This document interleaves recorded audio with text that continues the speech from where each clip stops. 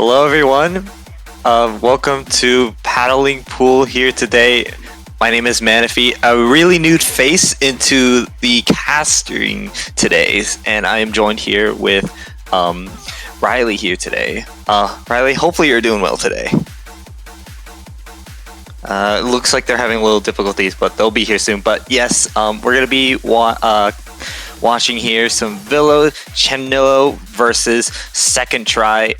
I'm very new here, so I don't know much of this, so this is really exciting for me to get to see these teams. Riley, we're going to be starting off on ship shape on tower control. See, look in the comps here, and ooh, okay, so we got an ink brush going in here, and we see more of an aggressive comp on the side of Villo, Chanillo, and Second Try with that ballpoint. We have an unfortunate disconnect on the side of Second Try. Let me kind of look at the bit of the DC rules here. A little unfortunate what just happened, but it happens to most of us. But kind of going back to the first game, which is going to be TC and on ship shape.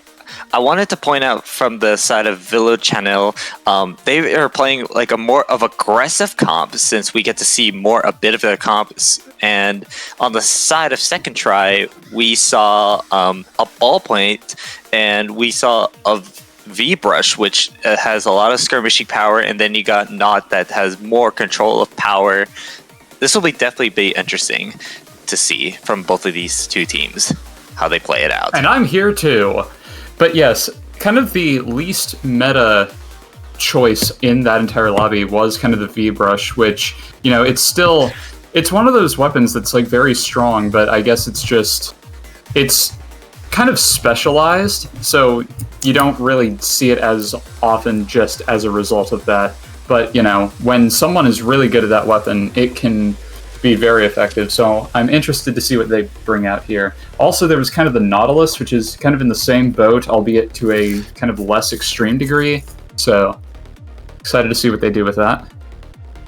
Yeah, absolutely. And as for not, because like you have a lot of power to like when you're pushing up, like when you have the objective just pushing that tower, and then you're going to be in a good spot if you have that left side. So obviously they're not allowed to change weapons, so this is going to be like the comps that we saw after that DC. So we'll see how this really plays out, Riley. Indeed. Going straight into it here, we see both teams just trying to vie for mid. It seems that Villo Chanillo has kind of gotten more paint on their side, so you'd think they would have more specials to push up with, but they don't really have much at the moment. But that is 2 down for second try, so seems like Villo Chanillo is going to get pretty solid first push, especially with Zonox here getting some kills. Will get brought down by the Nautilus, but still forcing them to jump out. Very effective. Yes, absolutely. And Villo Chanel, they are going to at least get that first ever checkpoint for now. You see RJ here with the brush, trying to at least find some skirmishing to just split the team a little bit. So that is going to be 3 down. It's only in the machine player left alive. So this is now of second try's turn if they want to get their push for themselves. So not just close yet. That is a kind of an early a whale right there, but they do get 2 picks though, so that is actually really good for the side of second try if they want to get this also first checkpoint for themselves. Yeah, that was kind of a very impressive double here at the moment, but Zonox here kind of going for a solo play, trying to make something happen, but not really getting a whole lot done. Zipcaster just kind of taking a little bit too long, so lead does go to second try, but they do get a pick on the Nautilus, and there's a DC on the side of second try. Yeah, again, unfortunate. And it was, I believe that was the brush that DC, so they have to play this out as far as I'm reading the DC rules. But yeah, this is actually going to be really difficult now for second try to play this really defensively. Remaining of 39, that is actually not enough for them to have a really good lead for themselves. So if Villo Chanillo gets so much control to second try's territory, this is just going to be really difficult for second try to really defend this. Precisely. It's just the ballpoint. They have a little bit of a ways towards their inkjet. That's going to struggle to do stuff on its own. Lead does go in the favor of Villo Chanillo, and indeed, everybody's ganging up on that inkjet. It's just Gold A here on the shot here, just trying to get into a survivable position, but not really able to do so effectively in a short amount of time. It's just the ballpoint left alive, and that is Villo Chanillo bounding back from that in that game 1. Yeah, and as I wanted to point, when Villo Chanillo had so much in control, like they were actually using their specials and playing well together when they had their pushes, but there were some unfortunates when they were getting picked off by that brush. So like I believe for the side of the Villo Chanillo, they just had more of the power to like coordinate very well and using those specials correctly at a good timing. And so much control. Yeah, precisely. That's one of those cases where I really don't think that like the biggest fault on second try in that game is that they had a DC. Like I can't really say anything against them at all. Oh no, absolutely not. But for the side of them, because like the brush really had some really good picks and splitting the team. For as I was watching them, like they were definitely having their shares of like getting their own ways to like get a push for themselves. But yeah, again, really unfortunate that they had a DC. So hopefully it's either one, they could still at least come back if they're not gonna DC again, or I don't even know if they have a sub because I have yet to like look at their roster yet. So, but we're gonna move on to the next game though, which is Hagglefish zones. Oh boy, everybody's favorite. In all seriousness, though, like, by this point, I don't really know how much of an introduction this map needs, so to speak. I mean, but I think that the double splatling comp could be potentially interesting here. I believe we saw a splash from the one of the teams here. Crab Tank, still very effective here. You don't see it quite as often just because people have been so desperate to find counters to it, but I mean, there you have it. Like, it's effective. You can use it there. Oh yeah, absolutely. As you pointed those out, yeah, having the splash and having that crab tank can be very effective here in Haggle for this map and zones. And another thing, yeah, you pointed out the double spatling comp, but like, if you get the picks that you really want, as like, even if you do get one, like if I were on the side of second try, getting one pick, maybe as I've not, try to find a really good position or a good angle to at least find some kills so that the side of Villo, Chanillo weren't able to see you there. But if they're at least comfortable to play with those weapons that they had from first game, I wouldn't mind that they would make a change here for in game 2. That's very true. So while I was, battling my entire environment and technical difficulties, I realized I do want to mention. Well, okay, I'll mention it after this game. Match point here. Let's see if there are any kind of comp adjustments. I believe this is the same comp as in game 1, and vice versa for both sides. So, yeah, I think Villo Chanillo kind of has the paint advantage, but second try could be a bit more aggressive if at all possible. But it looks like zone here might go to Villo Chanillo, and indeed that's what happens. Absolutely, and we do see a little bit of changes because the machine was actually Neo last game, and they went to the V machine, which it has Booyah Bomb. It can also use it for to use it on the zone to just push up when you don't have zone. You can just use that Booyah Bomb to play aggressive with that special. But second try does have the zone for themselves, remaining of 66. So you already see them already pushed up here. You see the rush trying to find some picks, but unfortunately was not able to get a pick. So they're gonna pop up cooler. They do have the Booyah Bomb. They need to really follow up on this. So it looks like very neutral. So now it's gonna be in the favors of Villo Chanillo's hands in the zone. That's gonna be 3 down as well. Yeah, Villo Chanillo had a really strong response there. RJ had a really good opportunity, and I don't really fault them for that. The teammates definitely could have followed up on that, but still just kind of fell short, unfortunately. But second try does have the Whale and a Zooka to potentially have a huge response here. The Zooka does come out. RJ trying to create an opening. Both of the Splatlings are on Canopy. Not really a whole lot getting done at the moment as one of the Splatlings goes down. Zone does get neutralized, but that's 2 down for second try. Gold A is out here fighting for their life, trying to get zone, but lead will go to Villo Chanillo.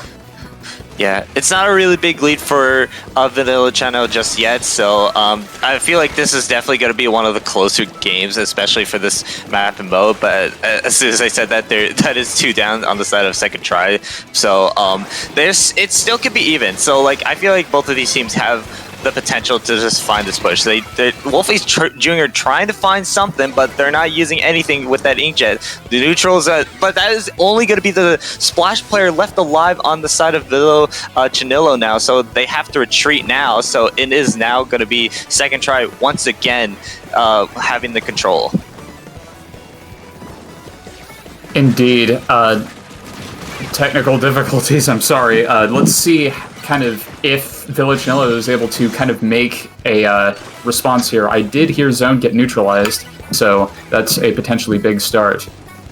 Yeah, and it's still in the hands of... It was on Villo Chanillo's zone, but then it got back into second try's zone. But as soon as I said that, it's now the splash player left alive again! And wow, these picks that I don't know if we're really getting a good angle from it out of that, but... Second try, not really giving up just yet, Riley. They're really trying to get to the name themselves, so they want to force a game 3 here. As soon as they said that, it's going to be 3 members down now, so it's still a big penalty on the side of Villo, Chanillo, though, so they have to play this really defensively if they want to get a clean sweep with a 2-0. Indeed, that crab tank from Agate was, very well coordinated alongside the Booyah Bomb, able to get a nice double out of that. But we have the Zipcaster here. That's going to give Second Try quite a bit of trouble as Villo Chanillo's penalty is nearly out now. But Zonox quite under quite a bit of pressure here. Gold A knows that jump's coming. Or maybe they don't, I don't know. But they do have zone now, and that's what matters. Yeah, absolutely. So, I mean, they don't have a big penalty to go on. So, like, if they use their specials and having more control as they want and getting the pick, especially from RJ, because RJ is trying to, like, at least find some sort of pick or find some skirmishing power to their side. But, like, they're trying to just stay alive and not, like, lose a member of their side. Yeah, but they were able to paint over that Booyah. The Zipcaster isn't getting much done, and the Crab Tank was distracted with fighting members like RJ. Second Try is able to take lead here, I think. And yeah. RJ is still not letting up on the defense, or the offense, yes. Oh yeah, and it's still on the zone from the Second Try, and that is going to be a knockout, Riley. It is going to be now both match points on both sides now. Again, yes. The brush and the knot. I feel like both mostly the brush just had all of that skirmishing power just to at least take some time before that they were at least trying to take that lead there. They had all the control, the zone, mid. They just almost have it everything, but they just couldn't really I wanted them to see to at least get their tent and then push up more to their right in their tent, and I feel like they had more control like that. Indeed. But they do win it. Yeah, Villo Chanillo had really strong special coordination, but once Second Try, they didn't really need specials to kind of, get a tighter grip on their control. I think they just out-mechanicked and, team played really well. They had people to, take care and effectively respond to each of Villo Chanillo's, special output. But regardless, I do want to mention here, as I was kind of fighting through technical difficulties earlier, I recognize, if it wasn't mentioned earlier, Second Try is kind of interesting. I want to give some kind of background. This team did play in Ludi last season, and they got top 8 in Division 10B, so good to see they're sticking around and playing in some kind of higher level tourneys. But we're on to Undertow, I believe Rainmaker, and we've got the Neo Stamper coming out. And the Tetras, too. Yeah, and I feel like we haven't really seen the Tetras in a while for, as it was a stronger, for a dualies pick, but then it just falled off. But a really interesting pick, though. So, and that is, also there's a Neo Stamper, too. So, a little bit of switches from both sides. They're at least trying to find us some. That's a really good 2 down on the side of Villo Chanillo. So Second Try now gonna have to get through that first checkpoint if they want to do it. So this might be an easy checkpoint for them. But as soon as I said that is 3 members down, and that's gonna be a wipeout too. So they're not letting this really easy for Second Try to get that first checkpoint. Not easy for them. Yeah, the stray Fizzy Bomb was able to kind of, put that push too, but we've got the Zooka and Crab coming out. Rainmaker, they didn't really bother with trying to push that at all, but, Second Try is responding here, but RJ not noticing the Suction Bomb, unfortunately, so Villo Chanillo gonna get a good opportunity for a push here as they go with a delayed 3 down. I will mention the Tetras. You mentioned we haven't seen those in a while. That's partially because of cooler meta, because in cooler meta, every weapon can be Tetras, if you think about it. But here, Second Try has a no Zooka, no cooler comp. But let's see if they can still bring the defense here. Pyro here on the Nautilus does get a nice pick, and they are able to tunnel in and bring down 3 members, make that a wipeout on Villo Chanillo. Yeah, and another wipeout is to point out. Now they have to get through mid now, but it looks like the members of Villo Chanillo are already also getting mid also. So everyone's trying to fight for mid. Wolfie Jr. trying to at least find a pick. It does get the shot player though, so now it's going to be RJ again trying to at least find a good opening for the left side for their team to push with this Rainmaker now. So they do have the Rainmaker now. They have to use they have the Inkstorm and the Reef Slider used already, but it's not going to really make anything because there's not that much follow-up from the side of Second Try now, so there's going to be another wipeout on the side of Second Try. Indeed, Zunox going for a, like trying to get really high up in their base, but it ends up in a trade, I think from some sort of weird team effort. But Villo Chanillo continues on the push. Pyro on the Nautilus is putting out a lot of pressure, and we've got members on the back foot, such as Gold on the Tetras, able to get a nice pick. Second Try does have an Inkjet to potentially defend further with, but, Villo Chanillo's 2 down. I don't really know if they'll be able to get much in, but Second Try is not really able to contest paint this much, so it's unclear how much defense they really have. Pyro forced to abandon their good position due to this Ink Zooka, and Villo Chanillo will begin another push here. Yeah, and that is also an Inkjet pop from the side of Wolfie, but unfortunately gets shot by the Rainmaker shot. But that is going to be only the brush left alive on the side of Second Try now. So if Villo Chanillo wants to grab that Rainmaker and get more points, but looks like it is not happening just yet because it's really fighting very neutral from both sides though. But there's only a minute and 38 seconds left on the timer. Anything could really happen, especially on Rainmaker Undertow. Yeah, RJ kind of went through a hero play segment to, stop that push, and they got a huge pick with Whale off of it, so that's kind of huge for Second Try. But again, mid-control very in favor of Villo Chanillo. Agate here with the Ink Zooka, able to get a nice close-range kill, and it's just the Tetras for Second Try. This is huge if they want to extend this lead, which you might as well want to do since, you've got still over a minute. That's more than enough time for Second Try to take the lead back, but RJ here not able to get it, but the ballpoint will get a nice pick to stop that push as they extend their lead just a little bit further to 36.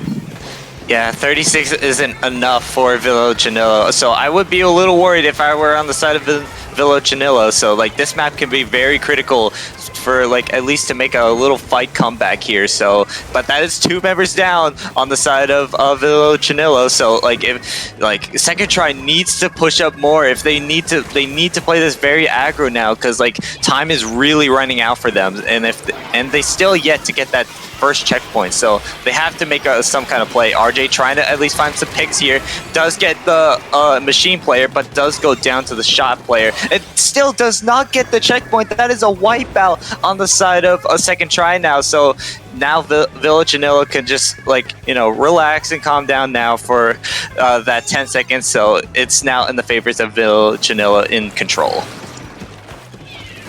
Yeah, Pelly opting to just stay behind with the Rainmaker. That is a death sentence, and that's Villo Chanillo moving on, taking that set 2-1.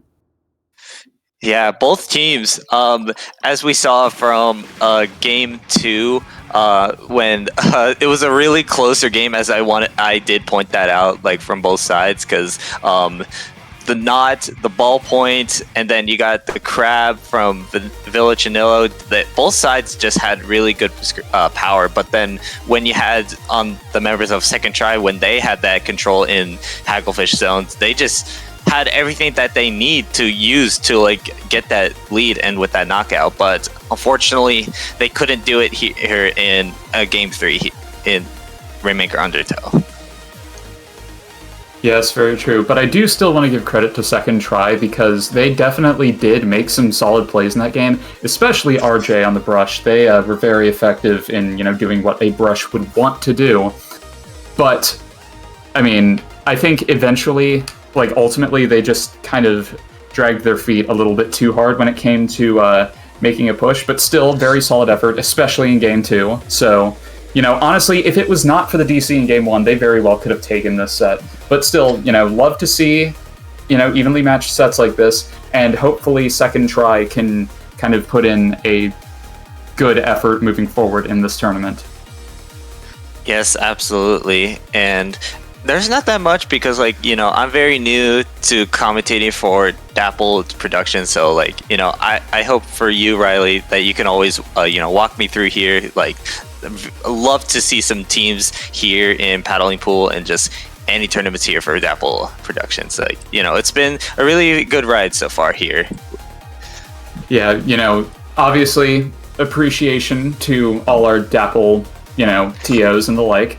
But, regardless, we are still kind of in the group stage. I believe we will be heading into the next match kind of relatively soon. So, don't go away, I suppose.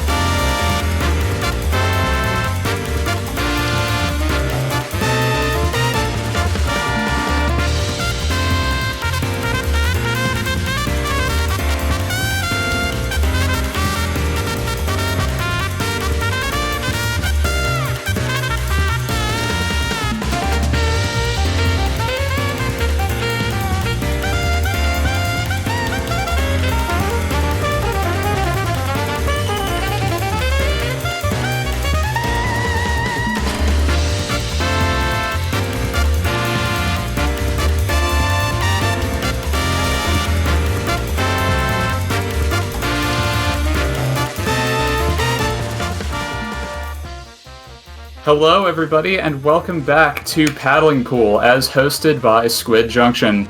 My name is Riley. I am still here with Manaphy, and we will be going into our second match in the group stage. We've got Shard versus Splash Mirrors. Very interesting because, I'm not familiar with any of the teams from Paddling Pool. Maybe I do recognize some that are in this tournament right now, but, I'm not really familiar with any of these two teams, but I'm really surprised whatever they bring out here today. So we're actually in our first game for the second round for this match. We are going to be going into Macamart on Clamblitz this time around. Yes, obviously a classic map. One of my personal favorites from Splat 2. Doesn't really need a whole lot of introduction. Actually, from the looks of it, we've got only Splatoon 2 maps here. That's kind of funny. Yeah, it really is funny. The thing that kind of interests me, not being able to see the members of each team, I'm curious as to if Shard is some sort of reference to the team Ice Shard, who is kind of a mainstay EU-based Division 1 or 2 team. I think they were Div 1 last season. I don't know. But regardless, to see kind of what they bring out here. And, Clams Mako, this is a preferred map of mine just because I'm a huge fan of non-shooter aggressive weapons, and they're all super good here. Carbon, Brush, Tri, Tetra, you name it, and it's solid here just because they have, it has so much varying level, altitudes and whatnot. You've got ledges that you can shark all the time. It's a good time to be had by somebody. But coming into the match here, we've got kind of a bog standard comp, V-Charger here, as well as the Neo Machine, and just kind of your typical Zooka aggressive cooler comp for Splash Mirrors. Yeah, indeed. And I believe that is a V-Scope with... I don't know if I'm really seeing that correctly, but I probably am, but that is 2 QRs and Stealth Jump on the side of that Charger, bringing that QR to playing it really aggro here to at least play it to the front with their team. But it looks like they're going to go down now. It's going to be 2 members down on the side of Shard now. So this is just a being able of a team fight going on here in mid. So nothing really happening so far. So it's just going to be very neutral for now, but it's going to be probably in the favors now. It's just a back and forth from both of the start of this match. Indeed, but, Splash Mirrors is now kind of going 2 down. They aren't really able to respond that well. Shard is slowly kind of taking more of mid. They are trying to get their picks out. Not to mention Shard, they've got that Charger, so they're going to have a lot of pressure here. They've got the Crab, everything's coming out, but they don't have the Clam, so they're not really able to start much of a push. The Charger does have their Ink back at the ready, though, so that could potentially, facilitate some sort of offensive, or response to whatever offense that Splash Mirrors brings out, but it's not really going to get much done. But do go 2 down, make that 3 down, and they've got the Clams to start. That's going to be Shard getting that basket open as Uni here goes for scoring around the side with Denise on the backup. Yeah, and it looks like they don't have that much clams left into their hands. But, I mean, if they were able to score more, but I don't think they're going to do just that. So, the members of Shard trying to having that good of a decent lead, but not good enough for them. They had the push, so this is going to be, as we saw from, the very first beginning, it was just a back and forth fighting for mid. But it looks like Splash Mirrors are also going to open the basket now. So they don't have that much claims, but they do have it. But they're not really following up too much of their push here. But remaining 62, still not enough for them to, because I know this map mode in critical could this could be the most comeback ever kind of maps that you'll have, especially on Clamblitz here. It's happened before in most comp. Most certainly here. It seemed like Splash Mirrors were able to take lead just because kind of the Crab tank was able to, wasn't really focused on the other people. But regardless, Shard coming through with a huge offensive play to kind of start their next push. S4 here on this machine is the last left alive. Denise able to get a nice trade. Hopefully they can get things in fast enough for, before Shard is able Splash Mirrors are able to respond, but they do get a considerable lead on top of Splash Mirrors here. Matt F is going forward, trying to get something, but that's a wipeout. Are they able to get more clams in time? It doesn't quite look like it. I stand corrected.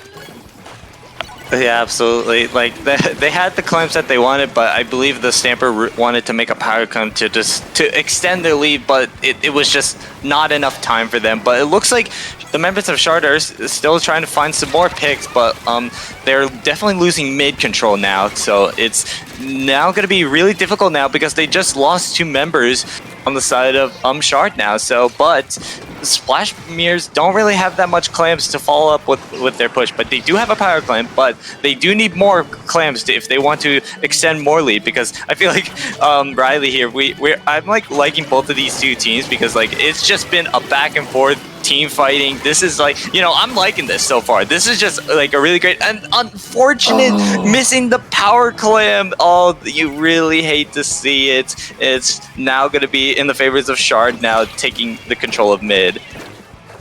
Yeah, that, like, they were going to, get splatted regardless because you had the Ink back and 2 other members, but missing that power clam, unfortunately, kind of not really able to get much done. Shard does get another opening here, but it did kind of end in a delayed wipe. But Kaora here is still all the way pushed up. The frontline charger able to get 1 pick, trying to help out against Matt F here, but they are forced to kind of back out. Are they able to kind of keep up the pressure? Doesn't quite look like it as they barely dodge that Zooka shot. Yeah, this is so critical for the side of Shard now, because you got to be a little worried now because they do have a pity clam on the side of Splash Mirrors, because if they start scoring more clams in, that could be also a game for Splash Mirrors now. So 8 seconds left, but it is a trade for trade. Now it's going to be Splash down, but there's still not enough clams, but they do get an overtime now. So like this is still going to be very, very difficult now from the side of... Oh, but they do get the Stamper though. They're trying to go for this jump here, but it looks like it's... Oh no, they do miss that. So it's only just going to be the machine player left, but I don't know if that's still going to be enough. Uni's still left alive. It doesn't matter. Shard will take and hold on to game 1 from a brutal and close match from both of these 2 teams. That was like... That ending seemed like who could misplay the least hard, because if you saw... on the side of Splash Mirrors, Neil on the V shot was going for like an insane flank, and they were able to get a pick onto the Stamper. That was a prime opportunity for someone to jump in with the power clam, but I guess they just didn't have it or couldn't get there fast enough. And Uni, obviously missing the power clam, but not having jumped in sooner gave them enough time to kind of go around and pick it up and score. So, I don't know, I feel like Splash Mirrors had a really solid opportunity to maybe get one last push off and maybe take lead, but unfortunately Shard able to kind of recover faster. So they will be taking game 1 off of that. Yeah, that was really intense from both sides because, all the pressure was on, especially from the overtime, because Splash Mirrors had that pity clam to follow it up. And as I wanted to point out, because yes, that shot was able to get that Stamper, but like, the members of Splash Mirrors just didn't follow up on the shot because, they were already at the basket, but just really couldn't be fast enough. So, and I believe there were a lot of members going down, especially the shot players. So, and Uni missing the power clam, but it doesn't matter in the end. They were able to at least score it to just stop from that overtime. But we are going to be moving on to game 2 now. So it is going to be on Manta on zones this time around. And honestly, like, I have yet to like see this in a tournament. Mostly you would see like, the common ones like tower control, clam blitz, I guess kind of Rainmaker, but I don't know. But mostly tower and clams. But this time around it's going to be zones. Interesting pick here. To me, I feel like I see Rainmaker much more often than Clam Blitz, but, to each their own. I don't pay attention to everything. I can't be everywhere at once. But, zones, some people like it. I'm personally not a huge fan, but, I'm not the one who makes these map lists. But I think that this could be kind of a difficulty place for the Charger player, just because a lot of Charger players that I know of don't really care for this. I don't know. I think the machine for Splash Mirrors could have an interesting time here. I'm kind of curious as to if we'll see them switch to the V machine as they, the member of one of the teams in the last set did. Yeah, we'll see. I don't know if there will be changes if Kaori switched from Heavy Deco this time. Yeah, honestly, I love to see that here because Heavy Deco is like honestly one of my personal favorites, especially for spiraling. But they do run like all run speed this time around instead of like going for a special power up as a main. Interesting. But we've also got the Junior for Splash Mirrors, the worst good weapon in the game probably. I don't know, but that's 3 down for Splash Mirrors right at the very start. But Shard finally able to turn around and paint that zone as they get their first push off. Crixor here has the Crab Tank, but they're waiting for other specials to come out. Toad here on the bunker. They know they're not going to be, like, they can only be but so safe. But a pick on the Heavy as soon as the Kraken comes out. But they don't know about the Gal, but actually they do. Oh my god, that was so close from that crab because, you know, I believe that was Toad that was at least sharking there to like at least get the crab but did not get him. And now it's going to be a little bit difficult now. So Toad does pull out the whale but gets knocked out by the members of Splash Mirrors. So Kari trying to get away now because they were in enemy ink now. So but this is still going to be very, very critical from both sides now because like it's just going to be a back and forth. 2 members down the side of Splash Mirrors, and it's going to be in the favors of Shard now. Yeah, Splash Mirrors came back from a really rough-looking opening. Shard, though, able to respond very well. It's kind of impressive, though, because I noticed it kind of took them a second to paint zone. They don't really have a fast painting comp. Splash Mirrors has much faster paint in that regard, and we see them going for this kind of contesting zone here as the members of Shard are all the way pushed up. The Kraken comes out. It's 2 left on the side of Splash Mirrors, but the zones remain neutralized. They're not really able to paint over the Booyah as the zone gets capped, and they will be taking lead. Let's see how much they can kind of capitalize on this real quick as Crixor goes for a pick, but they are getting pinched here. Yeah, they were living for so long there because I feel like the machine was able, but that is going to be a wipeout. I was going to be say 3, but now it's a complete wipeout now. So it is now Splash Mirrors. If they do want to force a game 3 here, they need to have all the resources that they need to like extend with the knockout here. So this is going to be a little bit hard for them because having that squeezer and then the 52 with the having that Kraken whale just is going to be difficult, but that is going to be 2 members down on the side of but that as soon as Karia was popping that Kraken gets knocked out by once, but Toad trying to flank that crab but not able to get him though, so this is still very close from both sides now. Yeah, S4 got a huge triple to kind of get that push started. Denise, okay, just barely able to get away from that bomb in time. I had fully expected them to just not be able to move fast enough in the air. But regardless, we saw Toad go for the flank. Didn't really, I think, get much done off of that. The bubble here is going to make things a little bit difficult because then Shard can't really throw bombs in that area quite as well. The crab here trying to contest the Booyah. Uni on the side of Shard does go down. Splash Mirrors are really trying to cap this zone. They do get it, but they do go 2 down in the process. So, you know, you win, but at what cost? Yeah, that is really a little hard there. But as soon as they got 3 members down on the side of Splash Mirrors, Scissor was trying to run away, but then gets picked off by, I believe that was the 52. So still very close for both sides because, you know, 43 and 39 are still very close to whatever lead. But the zone, I'm still surprised the zone was still neutral for that long, but it looks like now it's going to be in the favors now in Shard, and they're most likely going to be taking this lead now. So, but they're trying to Toad popping up with those 2 picks there on the 52 now. So it's looking very difficult for Splash Mirrors to like get back to this game. But it's still a minute left. Anything could still happen. They're trying to take this a little bit to the left side here from the other side of Splash Mirrors. That is going to be a squeezer down.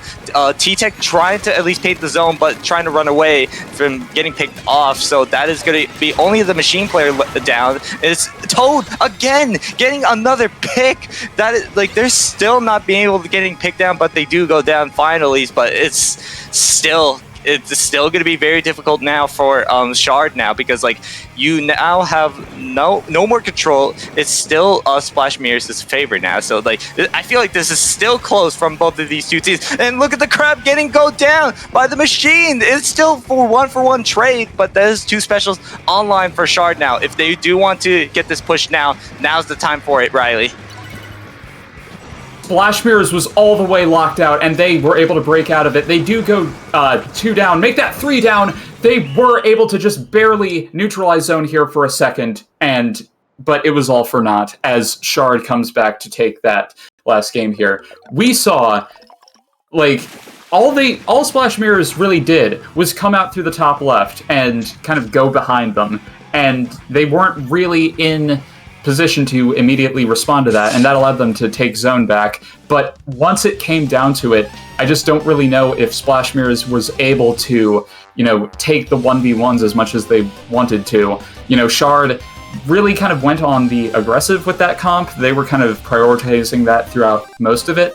But, the paint, as was mentioned, wasn't really, there. But ultimately, that is what matters. Like, if you can stay in control, you'll have control of everything. But I do still want to give credit to Splash Mirrors, especially S4 on that machine. They got a huge triple to start kind of their push, to getting lead for a bit there. And also, they got a really sick fall-off kill on the Crab Tank. So, definitely well played. And honestly, looking at it, Shard, I don't think they played in Ludi, but they are, like, 2 of their members, I think 3 of them, are either +2 or +3. So for Splash Mirrors, players who I don't think I've ever heard of to come and, put up as much of a fight as they did, definitely very impressive. Absolutely. Like, from both of these teams, though, like I've been watching it, like it was just like a back and forth from like both sides, especially from from game 1 and then now from game 2. It was just like really back and forth now. But Shard was going to take most of that win, just of how much of the coordination was there from them, and then all of the specials, the resources that they had, just really had a lot into their favor. Just because of that, they just were very well coordinated with just everything they did and taking all of the control. And as you pointed out that, in game 2, Splash Mirrors did have more paint on the side of them, but, once you had more control, that's pretty much really what matters. And, Shard, had no paint, not much paint, but, they did just that to just take all of that control. Most definitely. And, again, Kaora was definitely doing a lot of really good backline work, very aggressive charger play. And, to a more acceptable extent, heavy play, which, heavy, you'd want to be slightly more aggressive. But still, I love seeing stuff like that. I feel like this is how Charger should be played. It's just that few are, brave enough. So, definitely very skilled coming out there. And, definitely shout out to all the rest of the members, too. Again, kind of +2, +3 level. Definitely do not be surprised if you see them later on in Top Cut. But I believe that's going to be it for round 2 here.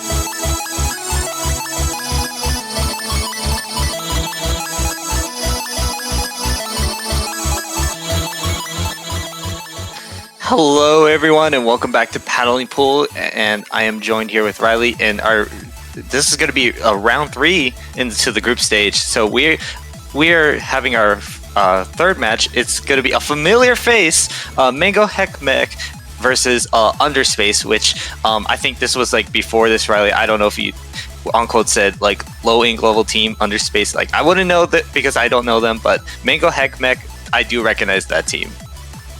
Yes. So for those who don't know, Mango Hek Mek is the Season 14 Division 1 champion. So, you know, obviously very strong. Underspace here, I don't want to kind of undercut it, but, you know, excited to see kind of what they bring to the table in response here. I see we've got, you know, your pencil comp as is standard. Mango Hek Mek, of course, they're going to have a roller. I believe it is Nango who is kind of the roller player for this team, but they are one of the strongest roller players in the West, maybe the strongest here. But, you know, Scorch Rainmaker, here we've got, you know, the members of Mango Hek Mek. They go 2 down here. The Crab Tank is able to create a slight opening here, but they aren't really taking it yet. Triple Strikes here coming out, not really...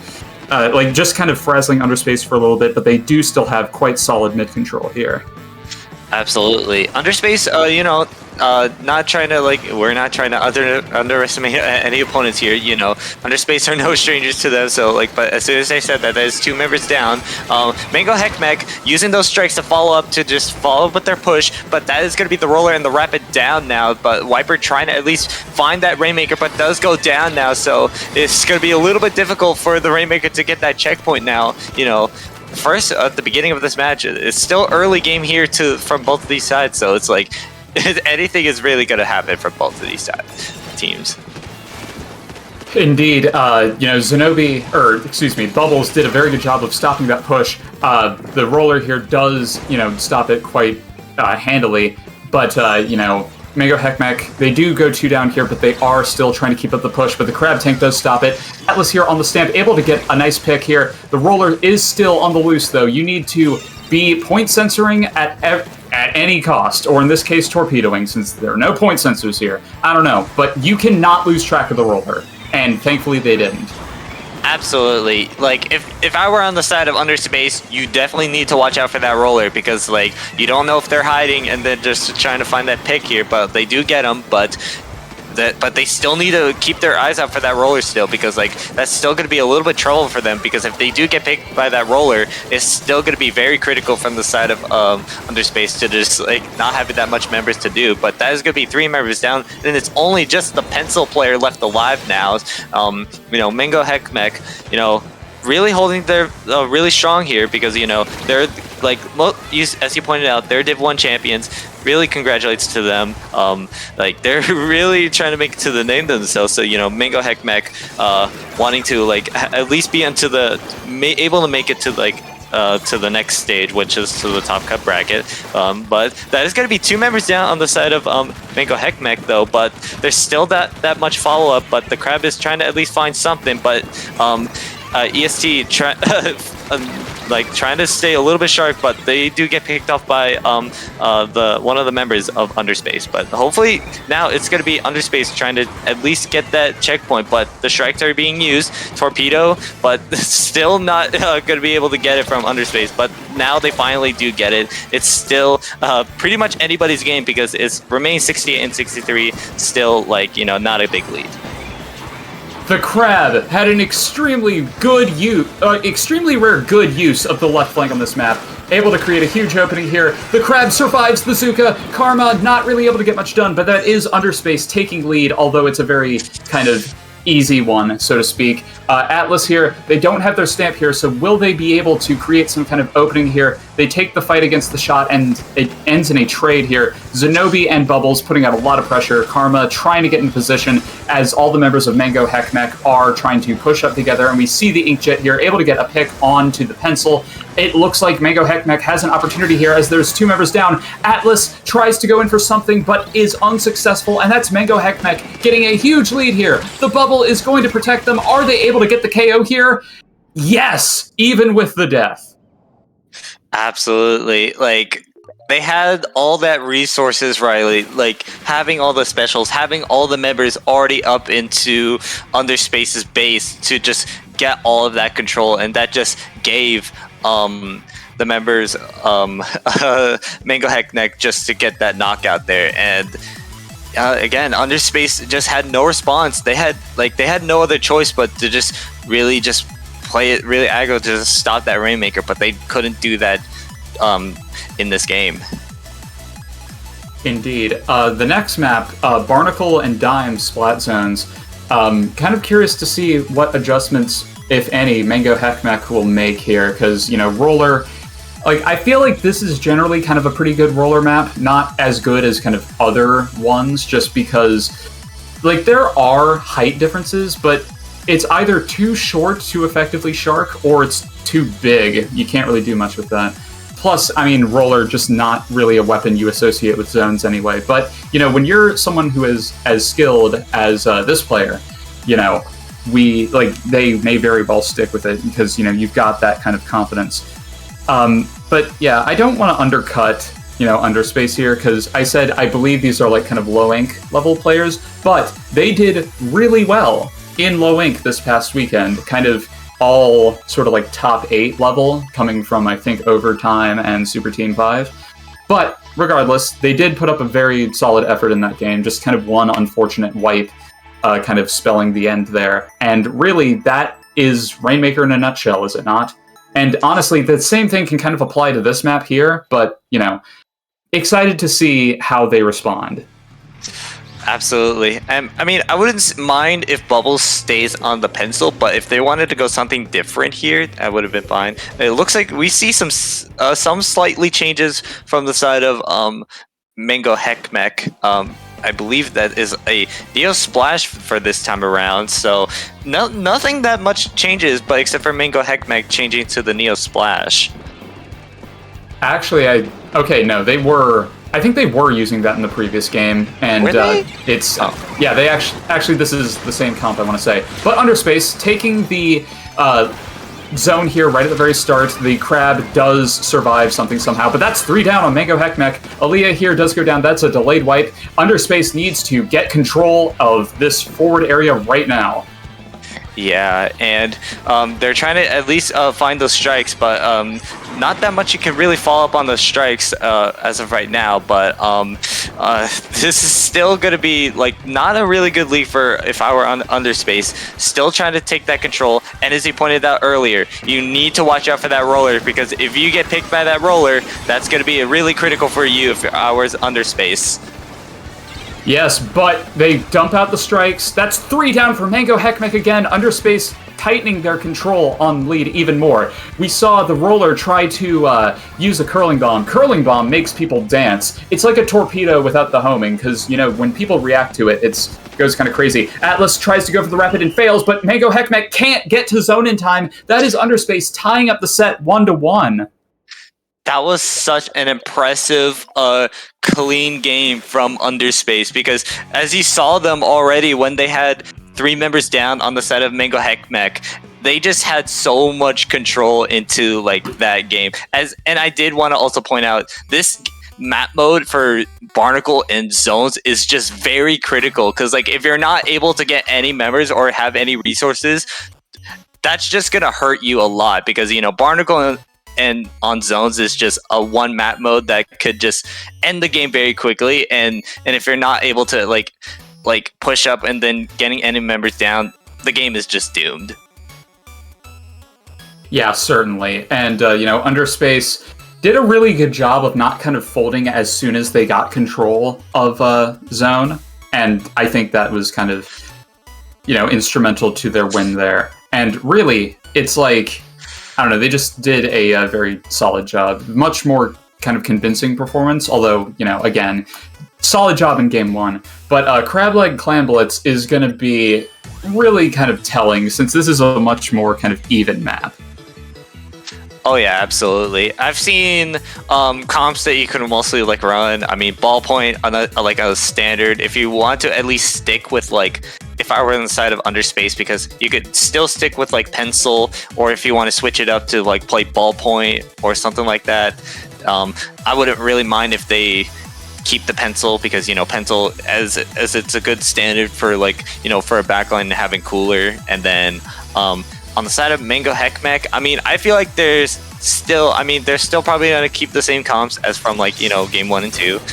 So it's a tiebreaker now. Game 3, Clan Blitz on Crab Leg now, and there's still no changes from Mango Hek Mek. And they're keeping their comforts to they played like from game 1, so it's still really even. So again, Underspace, please watch out for that roller. Yeah, the one change here is Zenobi going from the V-Slosher to the Machine Neo, which has point sensor. Wow, it's like they realize, hey, we want to do something about this roller here. So mid-control looking like it's pretty much in Underspace's favor. The shot, the Zooka from EST, getting a nice pick on one of the members of Underspace. It seems like Mango Hek Mek is starting to get a response going. They have the Zooka. They're starting to get mid-control. The members of Underspace getting slowly pushed back, kind of clumping together, which could be very deadly for the roller if they did not go down as the bubble comes out very tiny under that bridge. Yeah, absolutely.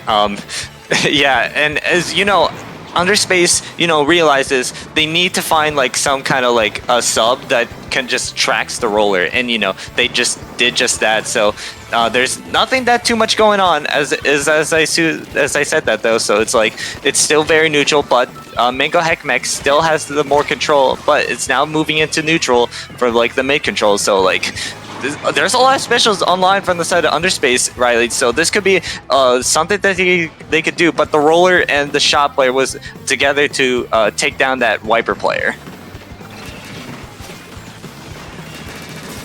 Yeah, it seems like Underspace here is just kind of defending here. There is the potential for a Mango Hek Mek push. They do go 2 down, though. EST is left on this shot. Is Karma able to get the pick here? I don't know. They kind of just got caught off guard. It's just bubbles here. Can they poke and pressure enough back on their own? They do get a nice pick on the clam holder, though, which is, very skilled. But we see the roller coming in from the right. Do they notice? No, I don't think they really noticed anything from that. So, but it didn't. I believe, Mango Hek Mek is still holding on because they were able to make another power climb now, but it's still 1-for-1 trade. But that is going to be 2 members down on the side of Mango Hek Mek now. So, if you're Underspace, need to really play having those resources. They do have a power climb now. They do have that crab. All the specials are online on the side of Underspace. So this could be a little bit critical for Mango Hek Mek if they don't take some of the members down on the side of Underspace. But that's going to be a Zooka popped out. They do get 1 pick out of that. ESC trying to run away. They are going to jump out now. So this is still not finding a good opportunity push for Underspace now. So there's still no follow-up, but it's still in the hands of Underspace in control. Yes, they're holding on to all their specials. Neither team is confident in kind of making a play here. Atlas goes for the stamp throw. The rapid goes down. They're all the way pushed up. Are they able to successfully disorient? Atlas gets a huge trade. That's a potential opening for Underspace to get a score here, but Bubbles is all the way backed up. I think that's a delayed wipe now. Zenobi, if they're able to win this, that could be a push going in, as Mango Hek Mek is just kind of juggling their balls here. They get another one, but they're not pushing. This is, you could go if you'd like, just saying. Yeah, I feel like they are just a little bit nervous about some of the members, like EST and then the roller. But the roller was down, but they were just a little bit worried for EST because EST is one of those members that can make some kind of hero play and stop the members of Underspace from making their push for their own. So, but it's still very neutral. I mean, like for this map mode, I want to point out to you, Riley, because like this is a map mode for like Clan Blitz. It's just like no one has really scored because like this map can be very critical from like both sides to just like finding some opportunities to push, especially numbers of members who are left alive.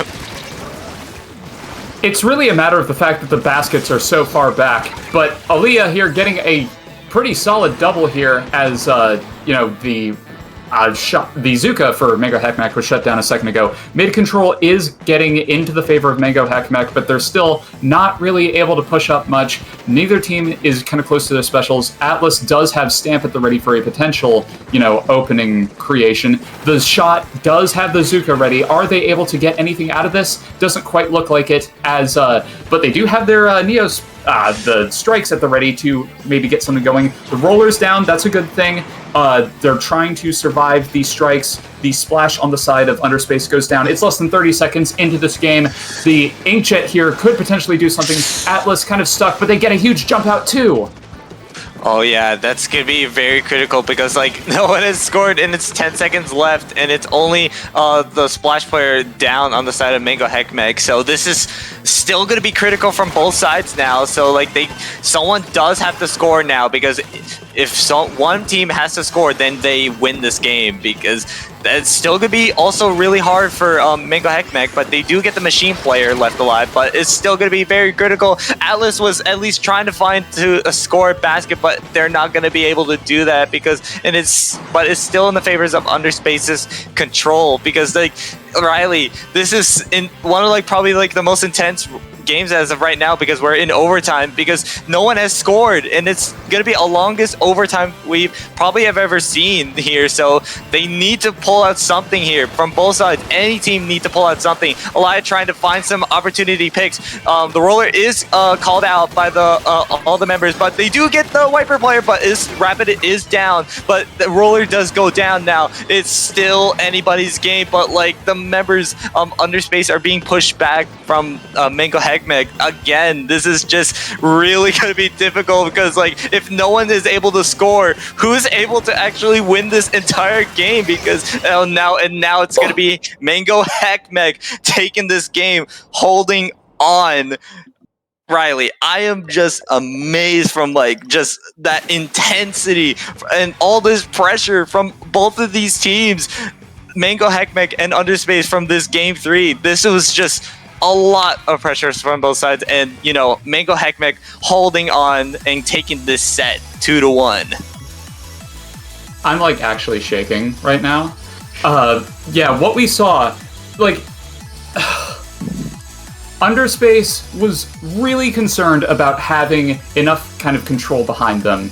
But, when you had just Zenobi and Bubbles left alive, they didn't really want to move forward because they saw that, it was kind of a 2v3 situation.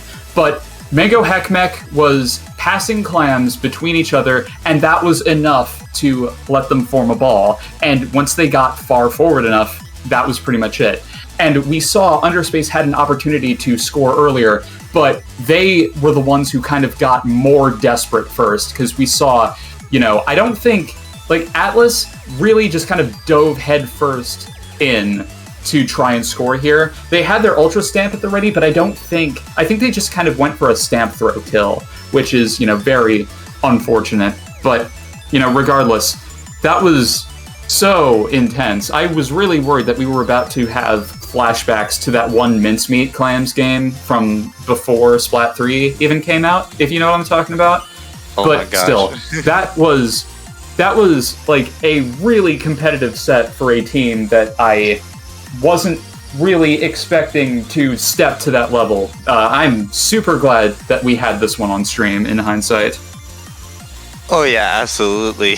And I love matches, especially Clam Blitz matches in general, when it just goes so close and it just no one is able to score, or it looks like the result of any points that they're getting, it's just so close, because how Clam Blitz is. It's just one of those maps to be a lot of coordination and a lot of communicating, all the clams, all the resources pushing, and it's just a lot that you could use to fight back. It's just a most comeback map that, or mode, not map, mode.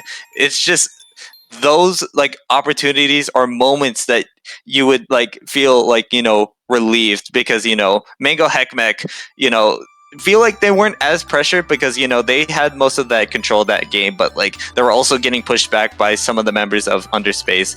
But Mango Hek Mek holding on here into this final set here for the group stage. Yes, I looking kind of at the groups here in bracket, it seems that there's only one set that has not finished, so Top Cut will probably begin, before too terribly long. But yes, that was an incredible set. Definitely Mango Hek Mek kind of being able to play the long game.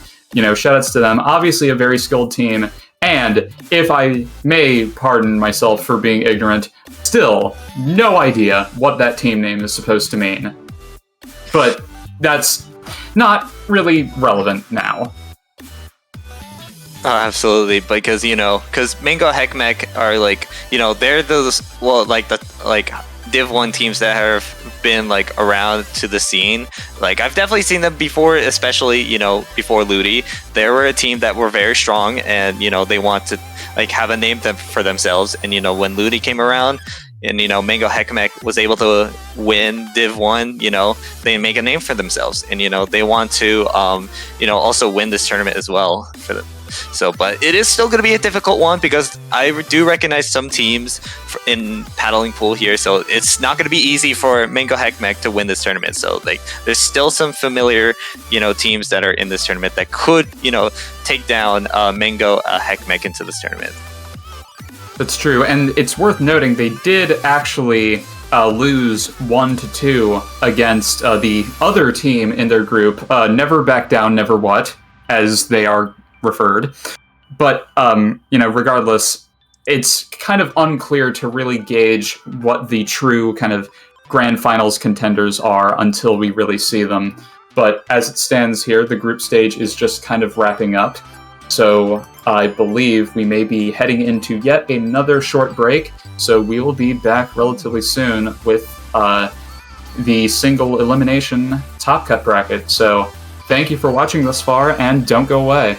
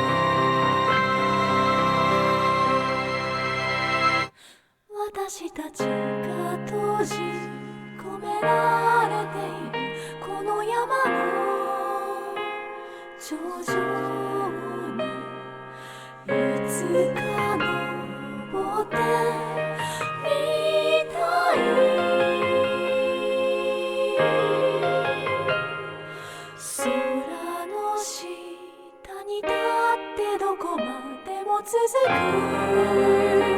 世界をこの目で見てみたいそれが願いよ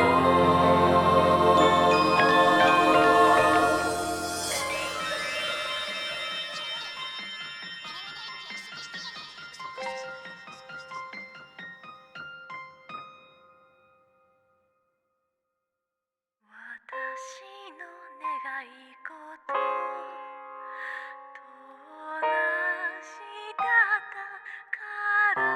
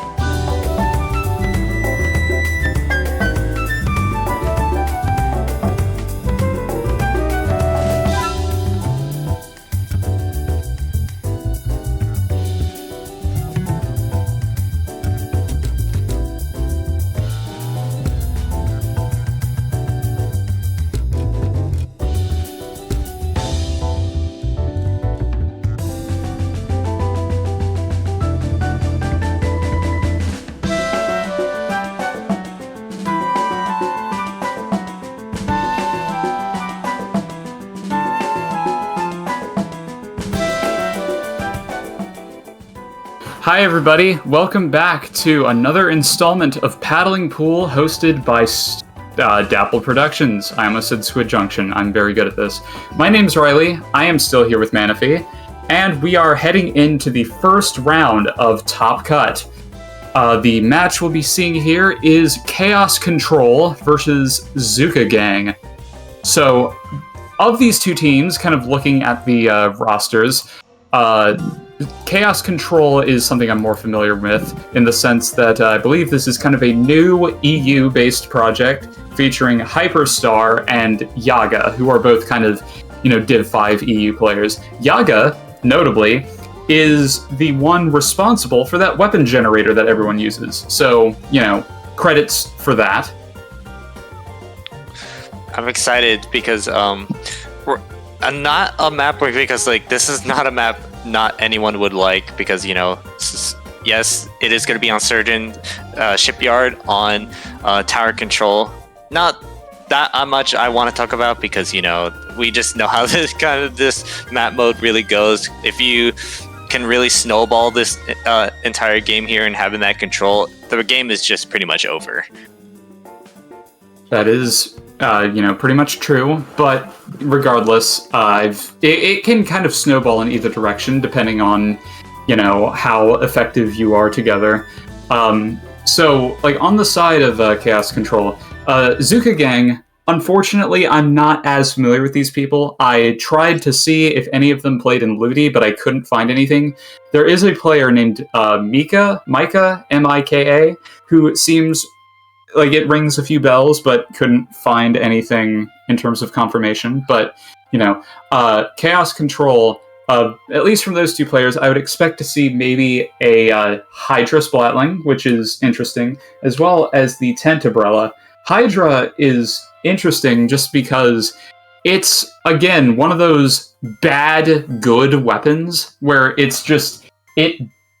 is effective at what it wants to do. It's just that it's, kind of heavily outclassed by weapons such as Ballpoint or Nautilus as a Splatling right now.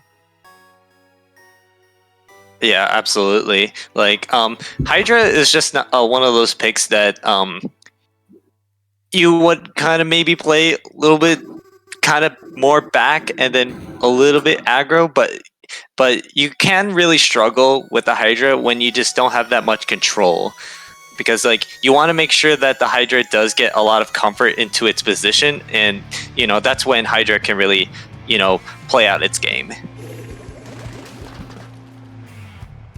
It looks like we're going to see a blaster. We're going to see a blaster. Both blasters on both sides here, Riley. Indeed, very true. The Vanilla Blaster, pretty interesting, just because, we've seen that weapon get pushed a lot recently by players such as Len, who's gotten quite a few tournament wins with it, proving that, it can be very good if you put in the skill with it. But excited to see what that does here, as we have just kind of a standard, kind of an off-meta comp, whereas Zooka Gang has more kind of your standard staples. It's just the Splatana, though, as this Range Blaster is trying to go for some kind of peeking action as Zooka Gang gets the first push-off. Yeah, and Blaster is still playing very aggro here. Does get the Stamper player, so it's going to be Zooka Gang, taking that very first checkpoint here. But they do have two specials online. The Tri-Zooka has already been popped. The strikes are still being held by the Charger. Does get a pick. Mika was able to get a pick here, so all the strikes are pulled out. Slasher here trying to at least find some sort of pick here, but they're not going to do that. It looks like Zooka Gang could just potentially just finish this game in style here with a knockout, but it looks like as soon as they said that a commentator's curse is able to say that, but no, I actually denied that, because they hold on. So that is Zooka Gang taking this snowball game in Tower Control Surgeon in a game one, so 1-0. Yeah, we saw there was almost a little bit of a push stop there from the Nautilus on the side of Chaos Control, but unfortunately, you got the one pick that kind of mattered, but everyone around the tower was kind of able to effectively dispatch that, so not really able to get much done. And kind of unfortunately, I think Chaos Control, they wanted to get their specials, but I think they just ended up dying before they were able to use them, which, staying behind to get specials kind of just allows the enemy team to push up, and then you're in kind of a harder situation. Like I'm just not really sure what they could have done better there, but still, that was a Zooka Gang kind of perfectly demonstrating what you meant by snowballiness. Absolutely. And we're going to be moving on to next game, which is game 2, and it's going to be Mahi Mahi Resort on Splat Zones here for this time around. And from what I'm looking at the comps here, from the side of Zooka Gang, as we saw earlier, we saw, the Charger was able to take the Spinner and the Snipe fully control, and then able to get some picks there and then push the tower, but they did go down, but it didn't really matter because they had their 2 members able to back up and then just push to the tower with a knockout. So I wouldn't mind if they go with some sort of ZF again. I mean, they could go for pencil if they really want to, or they could go ballpoint. I don't know too much from the side of Mika that would play, but I wouldn't mind if they bring out the E-Leader as well. So it's both Chargers I wouldn't really mind to see.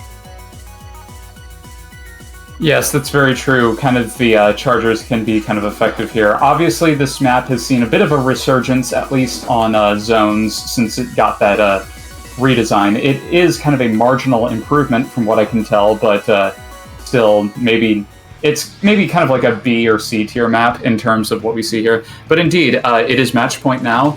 Looking at the comps here, we see the ballpoint in lieu of the Nautilus, as well as the Slosher coming out in terms of instead of the Blaster. Also, the N parries and the E-Leader. The N parry, I can kind of see the vision there, just because Splashdown could be very effective on zone, but you got to be extra careful on canceling those, since you've got more targets to aim for now. Oh yeah, absolutely. With those decoy fists and then just having that splashdown, I feel like when you have the splashdown already pulled into the zone, this just is could just insta cap the zone there. But it looks like Chaos Control will be taking this zone for themselves now, because it's going to be 2 members down on the side of Zooka Gang. Yeah, one of the members of Chaos Control kind of ended up going for a swim there, unfortunately, but it didn't really matter. The Zipcaster there doing a very good job. I don't think they got any picks off of it, but they were able to stop the members of Zooka Gang and their spawn for at least a little bit here.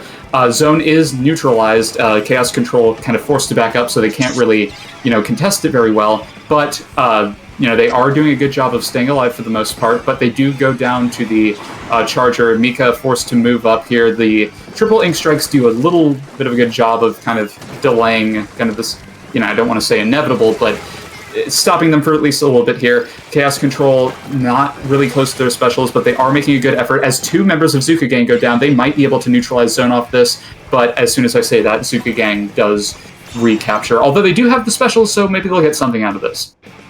Yeah, absolutely. And now we have one of the members, Zooka Gang, just waiting for an opportunity to find the path. That's the triple splashdown already pulled, and we see one of the members of Zooka Gang trying to find something, but it's just going to be only the member left, but that's going to be a delayed wipeout. As soon as I said, only one member left on Chaos Control. It's just now just delay wipeout. So again, Zooka Gang now in control.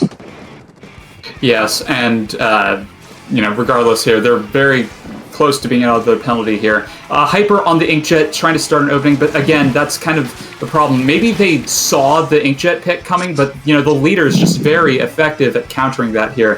30 seconds left. Chaos Control, if they have LDE active, that might be able to help them here just a little bit here. Zone does get neutralized thanks to those strikes, and that is 2 down on Zooka Gang, so Chaos Control able to get control here, as I believe we're in kind of a delayed 3 down, possibly delayed wipe scenario here. The Dualies do have their splashdown at the ready, so they could potentially create some big opening with that. We see they're trying to, poke a little bit with the curling bomb. They're going to go for it right now. Or now. Okay. Oh, but they do get canceled by then, so it's just going to be a 2v2 now, because but they do have cooler effect from the side of Zooka Gang, so that'll at least bring some members left up alive. But it looks like the recall from the Stamper was going to keep camped, so they do go down. So again, this is still very critical for Chaos Controlled, and it's still going to be hard for them to like kind of really fight back because one, you have to deal with the Imperies, and then you have to deal with this E-Leader because like as you pointed out, they pulled the Inkjet, but the E-Leader trying to get that Inkjet, but it's just not working out. But it looks like it's just the E-Leader player left alive, but they do have to get him. But I believe the E-Leader player was able to get some members, I believe, but they finally do go down now, so Chaos Control needs to hold on now because they need to find those picks so they can, like, you know, try to at least extend their lead here.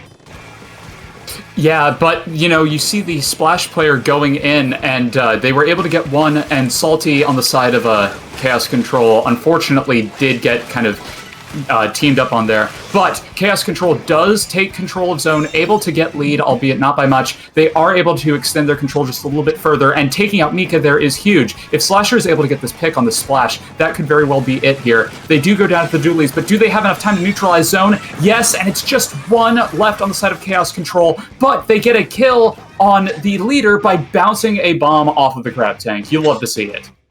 Oh yeah, absolutely. But it still can be very critical for Chaos Control because if they lose this game by just 1 point, that's still gonna, like, you know, be really effective by them because, like, they need to, like, start moving out because, like, time is already ticking for them. 20 remaining, so this is still gonna be hard. Inkjet has already been pulled. They need to make a hero play here if they want to stop the zone, but the ballpoint does go down, and it's still in the favors of Zooka again, and it looks like 2 members are down on the side of Chaos Control, and now Zooka again will take this game 2 and taking this set here in round 1 of the top cut bracket. Yeah, definitely, I have to admit, I might have been sleeping on this team just a little bit, but, you know, definitely good job of not crumbling under the pressure there. They, like, the specials didn't really, you know, they didn't really cap zone as well as they might have wanted to, at least by that I mean, you know, the splashdown. But Mika was doing a very good job of, you know, applying a lot of pressure, getting the important picks that kind of neutered Chaos Control's responses to what Zooka Gang had to throw out there. Absolutely. Like, I still want to at least give some credit for Chaos Control, especially when they had that game to, like, they had the lead. They could have potentially just knock out the game for themselves to force to a game 3, but having that point remaining just really hurts so much.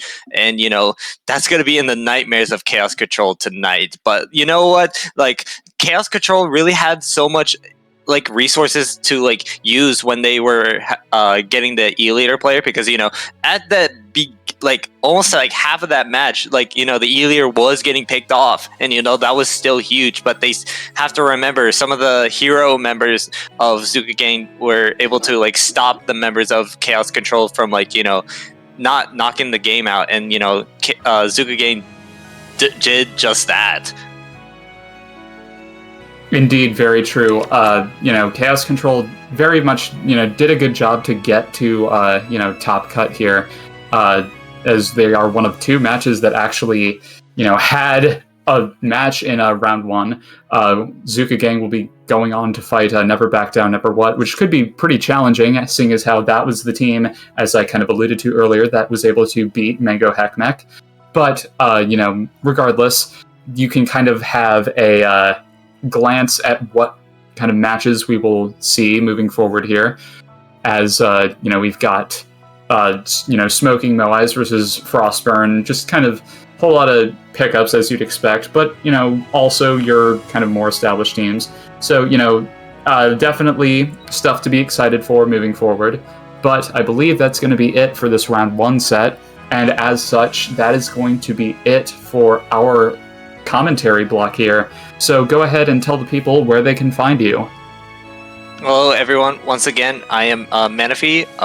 You can find me on Twitter, Menifee-chan. But I do a little bit of content creation as well. I'm very new to it. You can find me on Menifee-sama on Twitch as well. So, yeah, you'll definitely see me around with Dapple Productions here to commentate, like, paddling pool, especially. Also, I do want to commentate some Squid Junction as well. All the tournaments here for Dapple Productions. Shout out to all the TOs and staff here. So, like, they've done it really well, and they've done their best here. So, like, big shout out to them. And how about you, Riley? Where can they find you?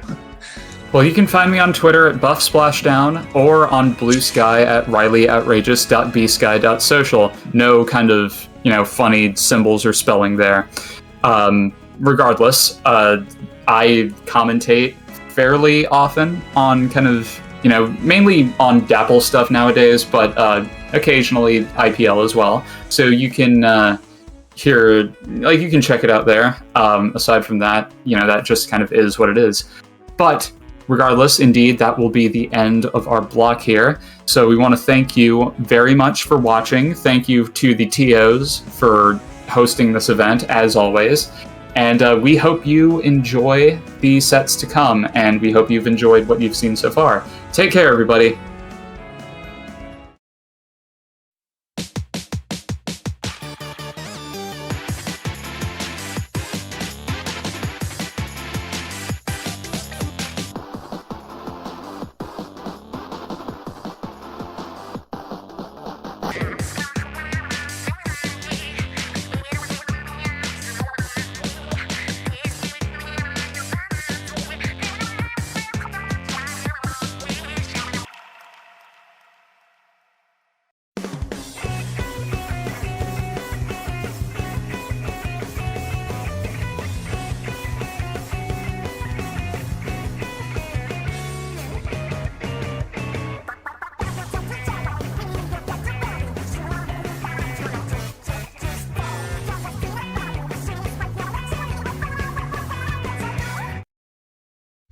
Splatoon Stronghold, a stronghold for competitive Splatoon, providing resources to long-timers and newcomers alike.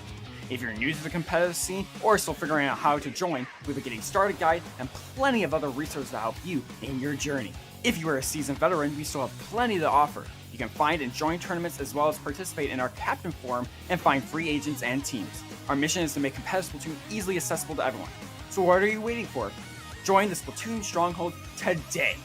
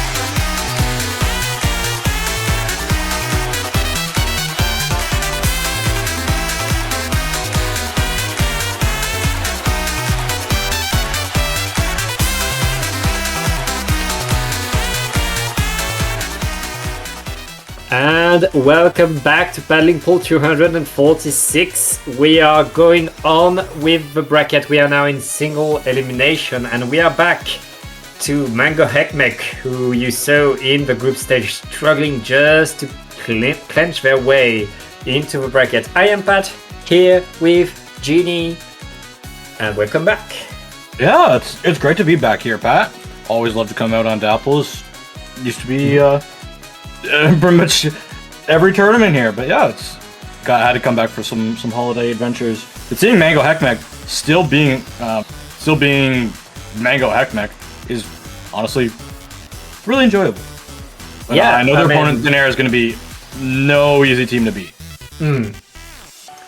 Thin Air, like top level pickup, they are pretty strong, and they've come in very, very strongly into this tournament. But let's see what these teams do. Well, loving to see the picks that they have. No surprise to see Yosho on that, of course, that Charger. And seeing Rose on the side of Thin Air, I love this pickup. It's going to be a strong team. Yeah, very strong. Like Yoshel with Eliter, you'd think Eliter, oh, it's solid, but it's slow. Not when Yoshel is playing it. Yoshel allows the team to just run forward with that Eliter, and Yoshel has no trouble following, especially with the snipes. Yeah. Unfortunately, not able to get that full charge down, but the team's there ready to punish those splats. So clams are just going to be down on the ground. Yeah, lots of clams all around, and honestly, these two teams are super good. I'm so surprised we see this at the first match. Like, I would see this in semi-finals or finals, to be honest. Yep. Ooh. Lots of just neutral ground fights just to begin here, as we do see that I've heard the weapon. What's the weapon that's got curling bomb? Oh, roller. Yeah. I haven't seen roller in so long. Well, you haven't seen Mango Hek Mek in so long then, because Nango. Okay, the last time I saw roller was with Mango Hek Mek, so that tells you something. Yeah, they always run roller, and they really make it work. They practice it so well, and they make it pay really, really well. And right now we're just fighting for mid again and again. Yes. Ooh. This is going to be tight. Unfortunately, not able to get the spots that they needed. Yosho staying alive with this E-Liter. Just trying to play the range that it's so good at playing. Yeah, and now Yosho in position in top mid. He's going to have like such an influence on the whole game. Mango Hek Mek need to push things away, and with a Zooka, that's going to be a very, very good opportunity to down onto Thin Air, and Mango Hek Mek have mid back. Yeah, honestly, this game is going to be so tight. No, the Ink Mine killed that! And you love to see it, you hate to see it. It's either or. The Ink Mine is the worst. I mean, I don't play Ink Mine, that's why I hate it. S1 when it one-shot people, it actually felt more lethal. Because one-shot people, but it didn't give you that info. But nowadays, when it's more or less just like an info tool, it's a tough death. It's a real tough death. Yeah. And we are back to mid. We are back to a fight between these two teams. Like, nobody really getting the advantage. We're halfway through the game. We've passed the half game. And both teams just trying to get... There is no super clams. There is nothing... Like, Nango, what you doing? Okay. Ooh, that's a good opening, good little push to start it off here. Yeah. So there's something to work with. I mean, it's just one. Oh, wait, what? What? 3 down. Like, Mango Hek Mek didn't put any clams in, but they just put bullets onto Thin Air. Who's tossing them to who? Oh. And they did miscommunications, Pat. That's gonna cost them. They didn't have the clams to follow up on their splats, and right now Thin Air is just moving forward, punishing the push by Mango Hek Mek. It's gonna be really difficult to for Thin Air to really push them. They need 2 strong splats from their E-Liter, or 2 strong spots really fast to put them in a good position to get going when they have clams. Like that. Exactly that. I've spoken to them just exactly that, and look at Rose already with the ball. only one player. That's a Zooka, though. But Zooka is going to delay things long enough that the rest of Mango Hek Mek is back to defend. But like right now, 2 super clams at the ready and one's already in the basket. But they gotta go. They gotta get one smaller clam in. Oh! Maybe Yoshel made a little bit of distraction for somebody to go along the side. No, nobody's up there. They're both there. Nobody's anywhere near basket. And right now, Mango Hek Mek gets pretty much nothing. Like they just gave a pity clam to Mango. Yeah, and we've got very little time on the clock here. They're gonna have to honestly find another miracle. That's what it feels like. Because that 3-down situation. Yes, it was skill, but it was also a little bit of luck. And 3 specials at the ready for Mango Hek Mek right now. Finnair is going to need to do things the hard way because they don't have any special ready. No. And Mango Hek Mek just needs to clean up. Yeah. Ooh, they gotta find these splats, and that will be a wipeout. That'll be a wipeout here. And that's another opening on the basket. I'm not sure Mango Hek Mek needs it, but I mean... Solidifies it. Yep.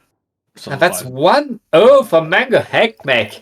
Looking to beat seed number 1. Yeah. Oof. And this is we're still best of 3s, right? Right, Pat? I think we are, yes. Right, well, everything's confusing me. We moved to Battlefy and it's over. We had 200 and was it 40 how many on challenge, so yeah, Battlefy is confusing. A lot. Even though I use it in every other Splatoon event. Yeah, so this round should be best of 3. This round and the next are best of 3 too. But yeah, that means Finnair are seed number 1, who are, as we said, so strong. Like, they are back to the wall right now because Mango Hek Mek has just gotten game 1 and going into macro zones with a roller, you can be pretty happy. But I expect Rose to just shine on macro. Absolutely. I agree with you there. Because like Tri-Slosher on that map is so good. It just does so much, it's so dangerous.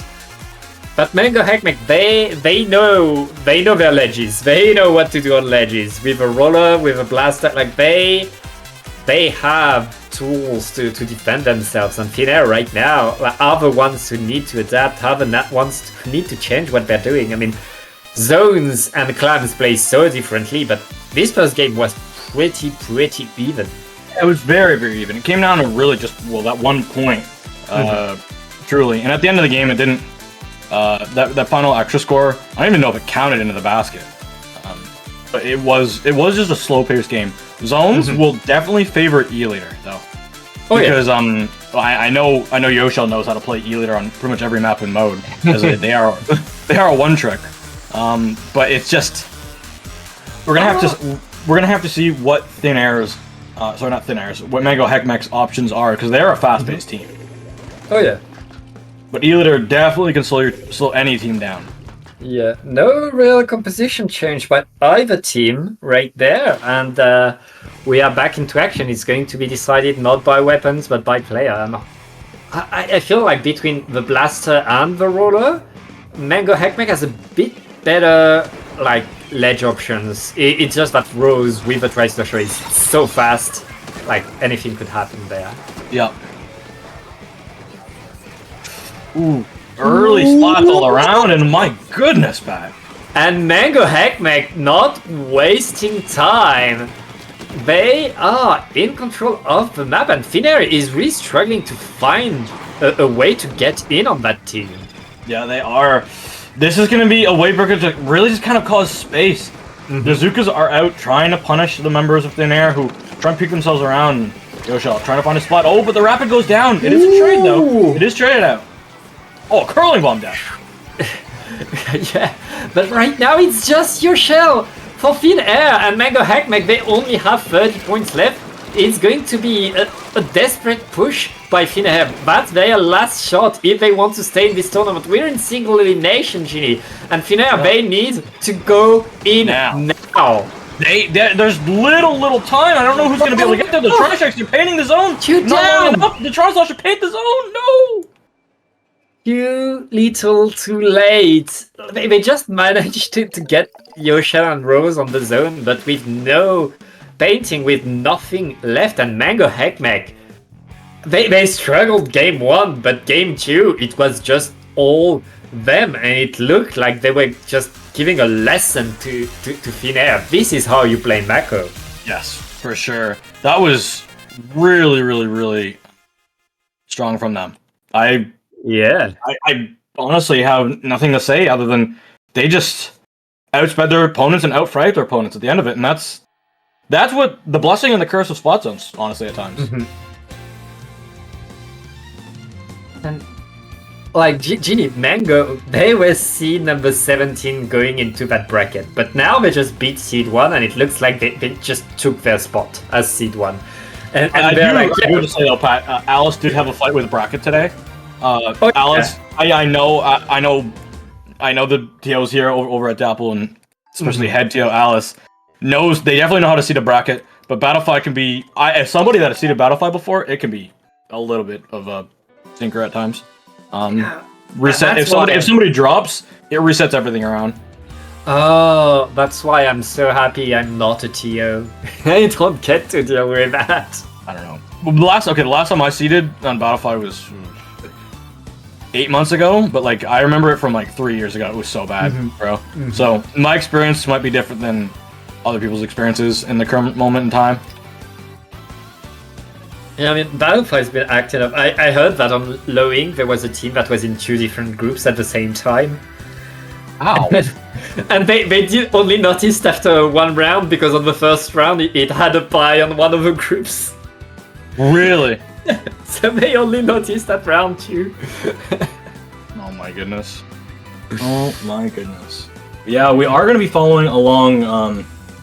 It's funny how we just follow that the top side of the bracket right now. We don't normally do that, but we are going to be probably flipping over to the other side of the bracket and finding another match. And while we do that, Pat, I think we could take a little bit of a break. Yep. See you in a second.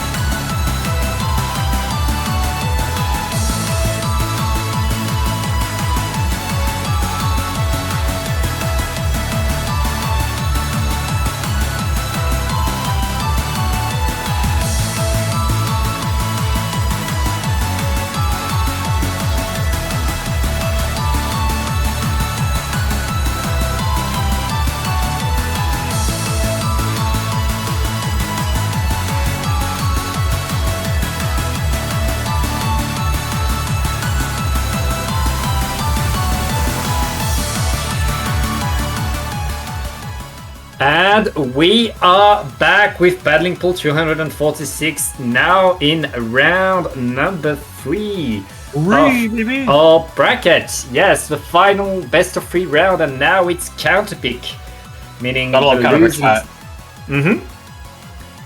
Pat.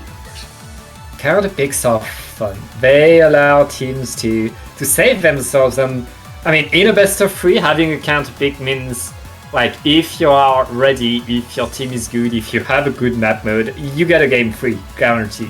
Yes. But most teams, Pat, just pick Inkwad Tower Controller, Zones Mako, or / Hagelfish, and throw away their counterpick. So, I'm hoping for my sanity and everybody who's watching that is not what happens. I mean, I feel like going to the classics, the map modes that everybody know, is pretty good if you're in a pickup. And I'm pretty sure both of these teams are pickups, Ginny. So, like, we could see that. Yep. Honestly, but like, even for me in a pickup, I've counterpicked that. But let's get to game 1 here, Pat. Yep. Zones on Manta Maria. Not a map mode combination that we see frequently, but Manta isn't a map that we shy away from all that often. Manta is pretty good, and I'm kind of surprised to not see a Splatling of either team, because Splatlings are so cool on here. You know what I mean. I know you know. They're so good on here, but also you just look at the players that are in Pat, and I don't really know who would play it. Yeah, and right now, Never Back Down, Never What versus All for Ilias. And Ilias with a blaster getting a double right away, right here. And that's going to be control for Ilias, but Risu jumping in with the 52, of course, but gets punished on the zone. Yeah, they do get punished pretty hard there. We are just going to see that early Crab Tank to try and re-engage, but I'm pretty sure this is going to get punished pretty easily, yeah. Yeah, this is punish after punish for All for Ilias, but Never Back Down are not backing down. They're still by the zone right now, just retreating a little bit, getting ready to attack, waiting for the Zookas, but Never Back Down by the mast. Never mind, they're not by the mast anymore. Nope, not at all. The blaster, you're gonna have to try and stay alive and find some splats. They're dodging and dipping and gonna jump out to safety. Yeah, very nice. Is Never Back Down, Never What opportunity to really push the aggression, and that's exactly what they're doing. They could easily find silver here.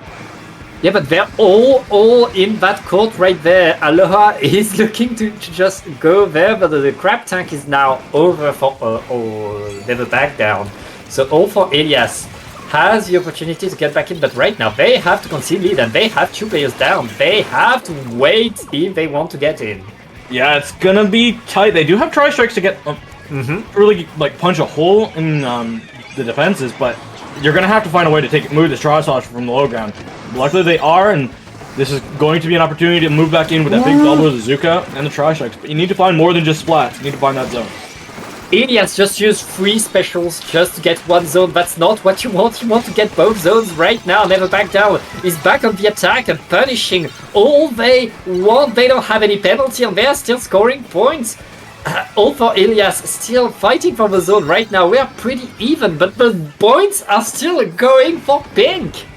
They're ticking down so far, Pat. We're down in the final 10.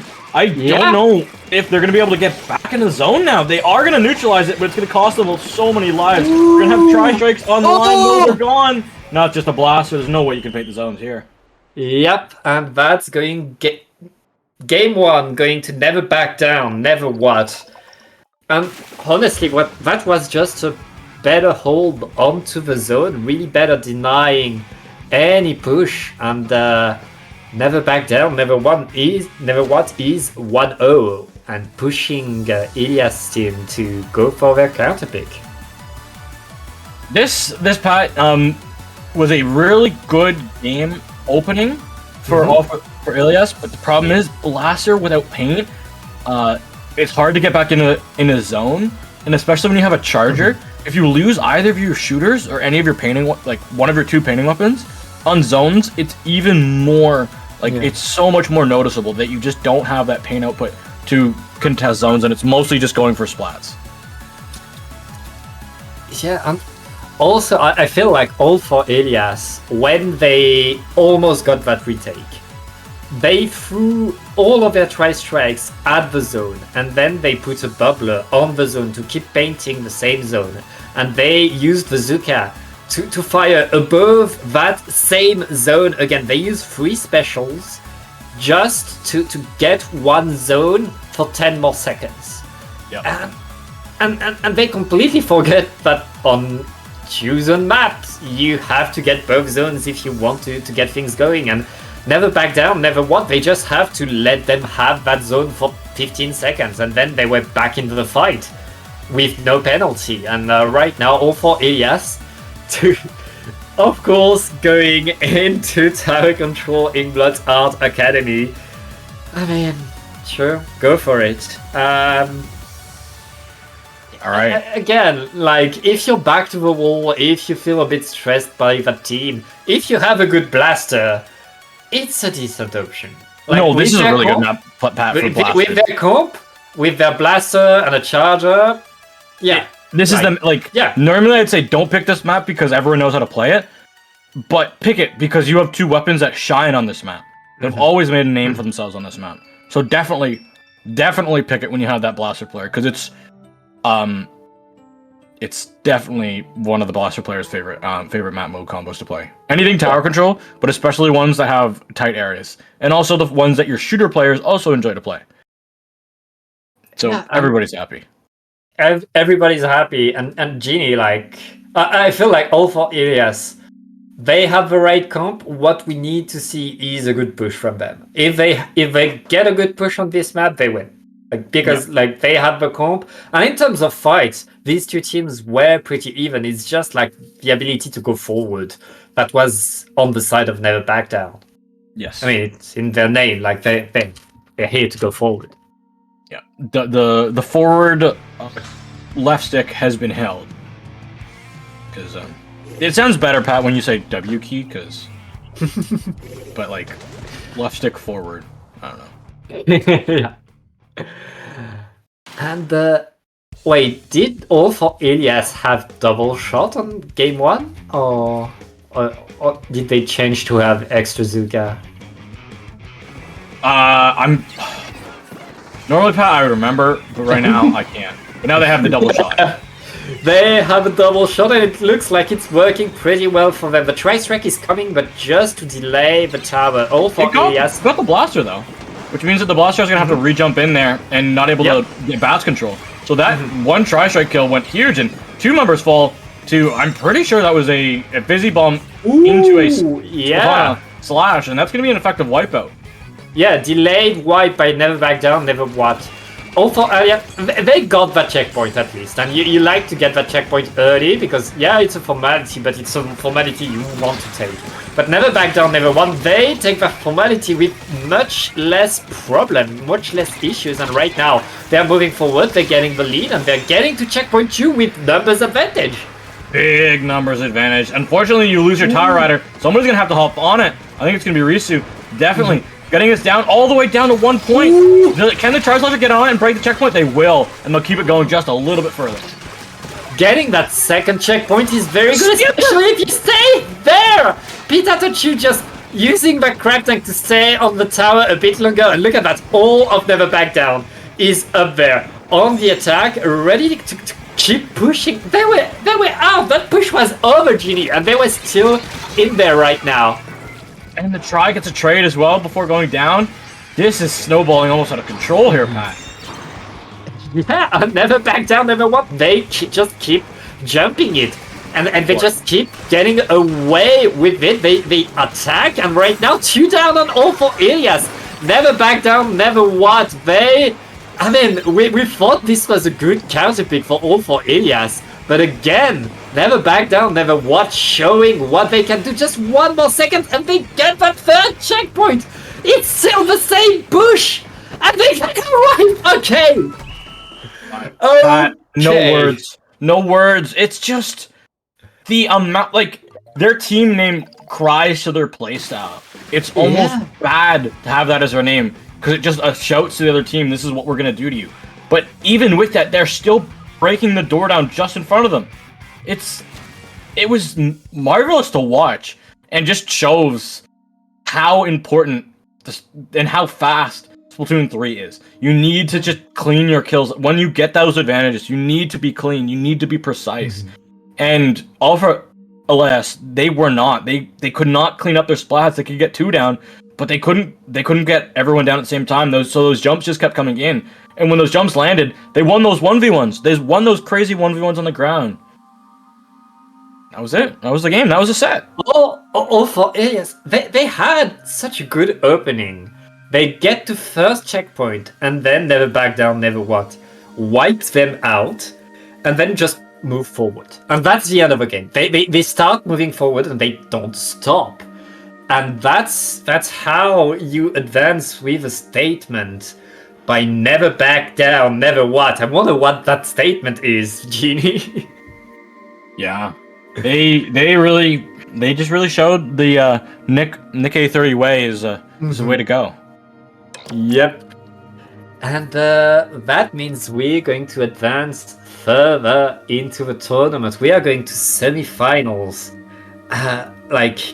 All for Ilias out of the tournament. This is simple elimination. And we are going to see what happens next in semi-finals right after this short break, Virginie.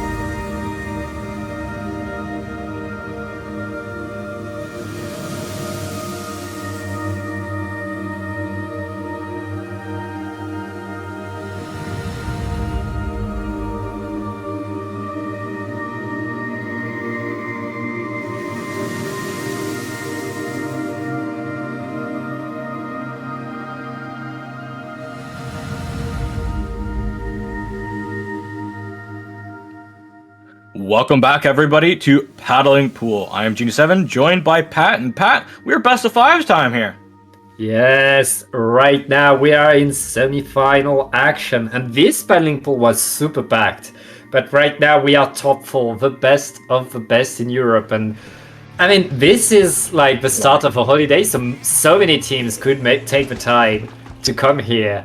And that's why we have it. And right now, Mango Hek Mek coming back with their strong roller comp, and Hazard with more classic, but Julies, the Emperor Julies are coming. Oh, I love the Emperors. They're such an entertaining weapon to see. Wait, what's that? They don't have inkjet anymore? Oh, Triple Splashdown is not trash. Oh, never mind. The short form for Triple Splashdown, which I will be calling it from now on, is Trash Down, because that's what it is. And it looks like Hazard doesn't agree with you right now. They are going forward. I haven't used the Splashdown yet. How do you live a bomb? How? I want that defense up. Yeah, cool. That's cheating. Yeah. I mean, it's a trade. It's a trade, and right now Hazard is getting to checkpoint you. You literally throw away your life. You do get a trade, but I don't know. It's you're playing the dualies for the dualies. They are a strong weapon, and they have that super good mobility. Look at the mobility tool that it has. It's so fast in this meta. This meta is such a fast-paced meta that having this curling bomb mixed on a weapon that dodges around is so funny. It's so funny indeed, and Danget just going around on a magical journey, finally finding someone to aggro. Okay. This is just chaotic. The amount of stall that Hazard has had because Danget has just been up and down the spawn has made it so this tower can push back to the second checkpoint. And most likely, in my opinion, we'll go through it. Because what are you going to do? Face a crab tank head on? I mean, Alia is behind right there. Everybody is all around the map right now because of what Danget did. And I think it's the end of this push. Yes. But still, like, you get that entire stall, Pat, from the dualies was caused by those dodge rolls and those curling bombs in your backline. Yeah, that's how you play curling the bomb, especially when you have the dualies. And honestly, right now, Hazard managed to retake so much out of Mango Hek Mek. Mango Hek Mek, they had numbers advantage, but they are much slower to push the tower forward and use their advantage. But Roller is up front though, and going in to get these picks, but get picked too. Yeah, if that's one with that damage up, that definitely would have been a triple. But not in this game, not now, not here. Ooh, this tower, it's trying to go for the fights. If Danget can win this fight, this would be massive for the hold for Hazard. It's gonna be darn close, because S is making their way back up, and the tower, it has not reset. It's all the way still down at 4. Can they keep on it? They will. In this lead, it's dangerously close to being swapped. The lead isn't swapped, but the checkpoint being taken means that Mango Hek Mek just needs to push a split more second and then get that lead. But right now, Hazard pushing them back, forcing them to jump out, and they're keeping that lead. They're keeping that game, and with 2 minutes left right now, these teams are pretty much like neck and neck. They are super neck and neck. If games are won and lost, Pat, on that second checkpoint, and for both teams with 2 minutes, just under 2 minutes remaining, this is really, really good, and it shows that both these teams know how to push. So no lead, in my opinion, will be safe. Oh, 3 down. I'm looking at a 4 here if the Rapid doesn't find some beautiful connections here. And with no checkpoint, Hazard is going to bring the tower directly to the platform. No issues there. They're going to extend their lead, and they really want to even pass. They're going to try, but they're not actually. Oh, 1 point. One more point is something for Hazard. They extended more though. That Roller just delayed things, allowed the rest of Mango Hek Mek to get in there. But right now, Hazard showing us like they profit from that chaos. Honestly, though, Pat, both these teams like chaos. You just look at their team compositions, and that's exactly what they thrive under. They don't have a structured team that have set executions that need space to be taken. They're all very self-sufficient, other than, in my opinion, the Rapid and maybe definitely the Roller. Oh yeah.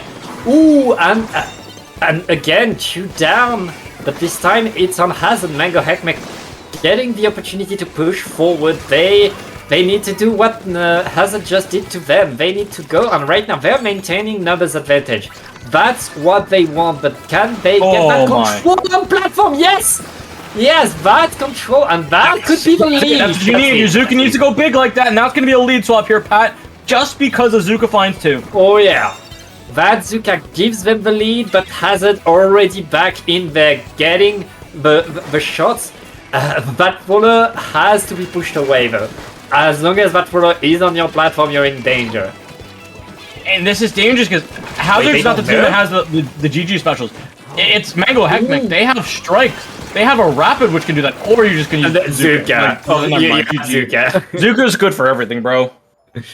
Yeah, and that's game 1 going to Mango Hek Mek, but Hazard has lots of opportunities to get back. It's a best of 5, and they get to pick the next map and mode. The next map. You mean we're just going to Splat Zones, Pat? Come on now. Oh yeah. But come on, they can choose something else. And honestly, this has a team with how much they like chaos. If they go Rainmaker or Clan Blitz, I wouldn't be surprised. Like the problem with Clan Blitz, though, Pat, is that you need to be like Clan Blitz is chaotic, but it's also coordinated. Zones is just chaotic because in Clan Blitz, if everyone is dying consistently, nobody has built up any clams for your economy. Yeah, but like in zones, you gotta have a double wipeout, but as long as zone is ticking down, you're still playing objective. But you have Dangut with the Emperors curling around at the speed of sound, yelling in comms, jump to basket, I'm under basket, and they make 40 points. That's all I'm saying. All I'm saying.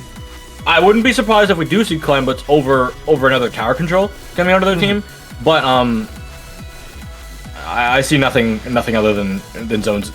Maybe even I do think we could Humpback Rainmaker is probably the map of any map that we'd see Hazard play because overall Trashdown is definitely okay there. Empire is like the rolling around and Curling Bomb on that map is scary and it's dumb and it's really good coming from somebody that his most played weapon is a Curling Bomb weapon. Curling Bomb on that map is so funny. What do you play with curling? Reflex. Oh yeah. Pat, I was so excited to have a new reflex kit, and then they killed me. My favorite sub in the game is Splashball.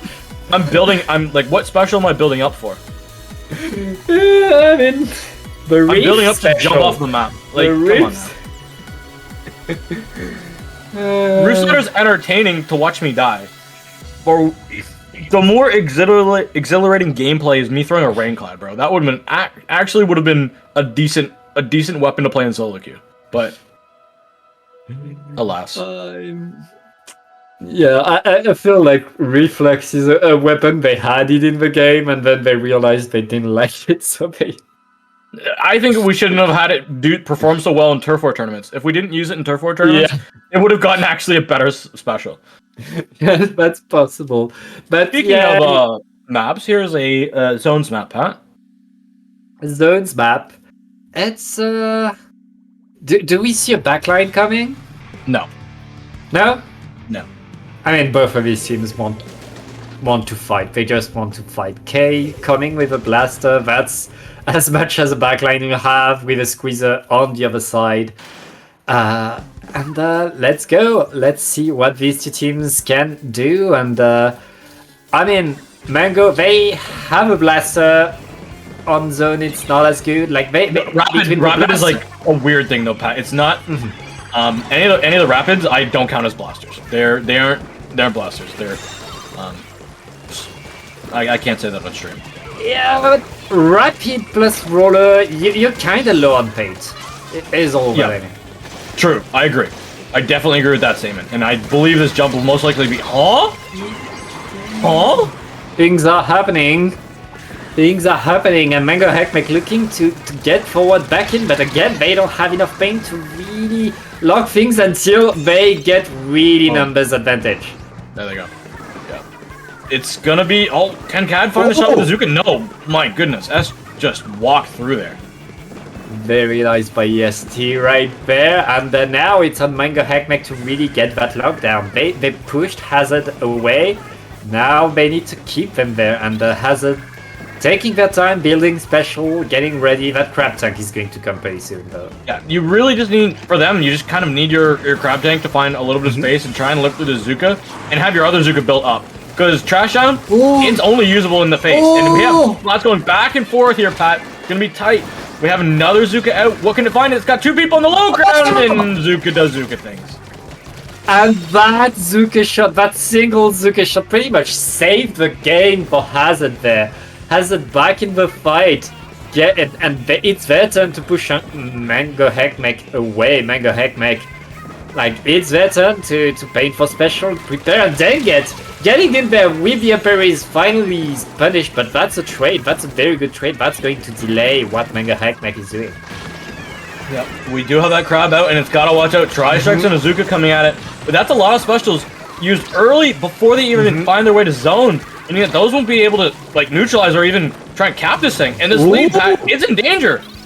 Yeah, the lead is going to Hazard, and right now Mango Hek Mek with just the Tri-Strike and the Inkjet are going to need to take these picks, because they need to take the picks before they can paint, and right now they have the picks. It's just the zap, and the zap that goes down. The wipeout is there, and Mango Hek Mek, they have to repeat that lockdown that they had earlier in the game.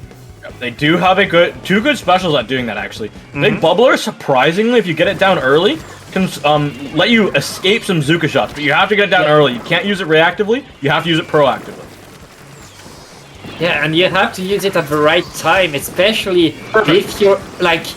Yeah, but the crab is going to come fast, and crab shreds Bubbler. It's all like rock, paper, scissors between all of these right now. And Mango Hek Mek needs to not... Oh, penalties applied! That is bad news.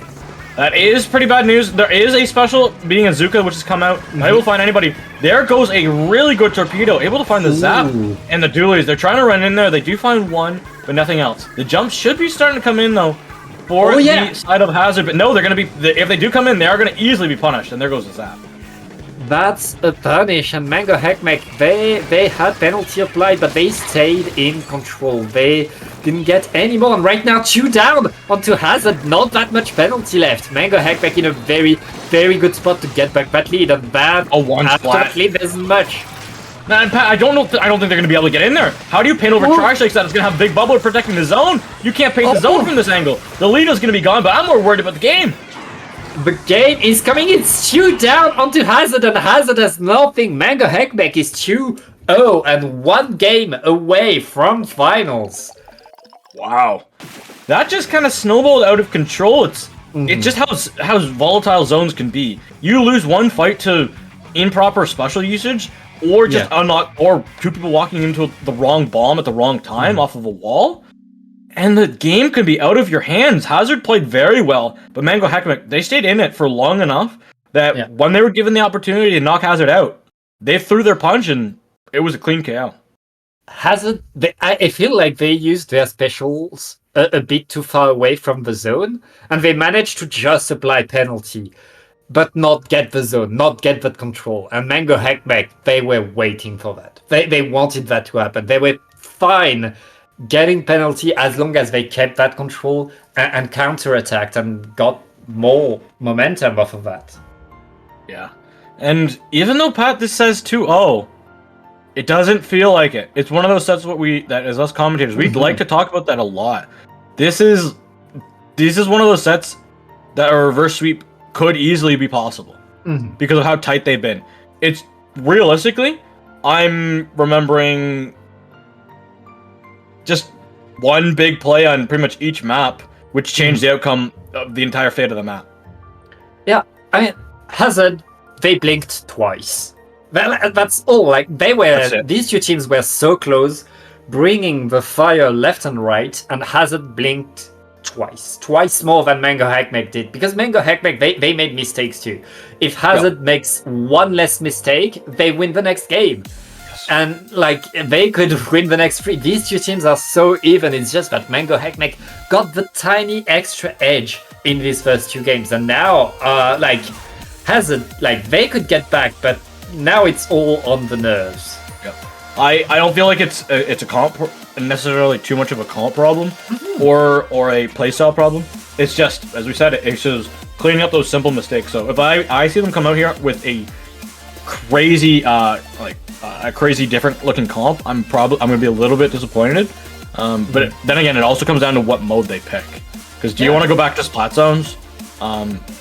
It is so volatile. So do you want to roll the dice and hope that the dice go nice your way, or do you want to? I don't even know what the safe choice is. That doesn't feel like the way how they're playing. There is nothing safe. Yeah, I mean, there is nothing safe is a good summary of these first two games and of these two teams. There is nothing safe, and I feel like this is their last counter pick. They go for comfort, honestly. Go for that thing that you think you can. Okay, we get chaos. We get chaos. We're gonna get fights. They're gonna fight into mid for 3 minutes. I feel like they are going to fight. I'm not even sure they'll get to basket. This will feel like splat zones on Scorch Gorge. Yeah. There's two ways of how Scorch Gorge Convents goes. It's either nobody has a defense, or everybody has a defense. Or they're so evenly matched that you just can't play objective, nobody builds up enough clams in mid, and you just keep dying over and over again. Which is what I'm leaning towards. Because neither of these teams have a backline. Or this map is actually super favorable to have a backline in it. So I feel like even though Rapid isn't a backline, it'll have a big advantage on this map.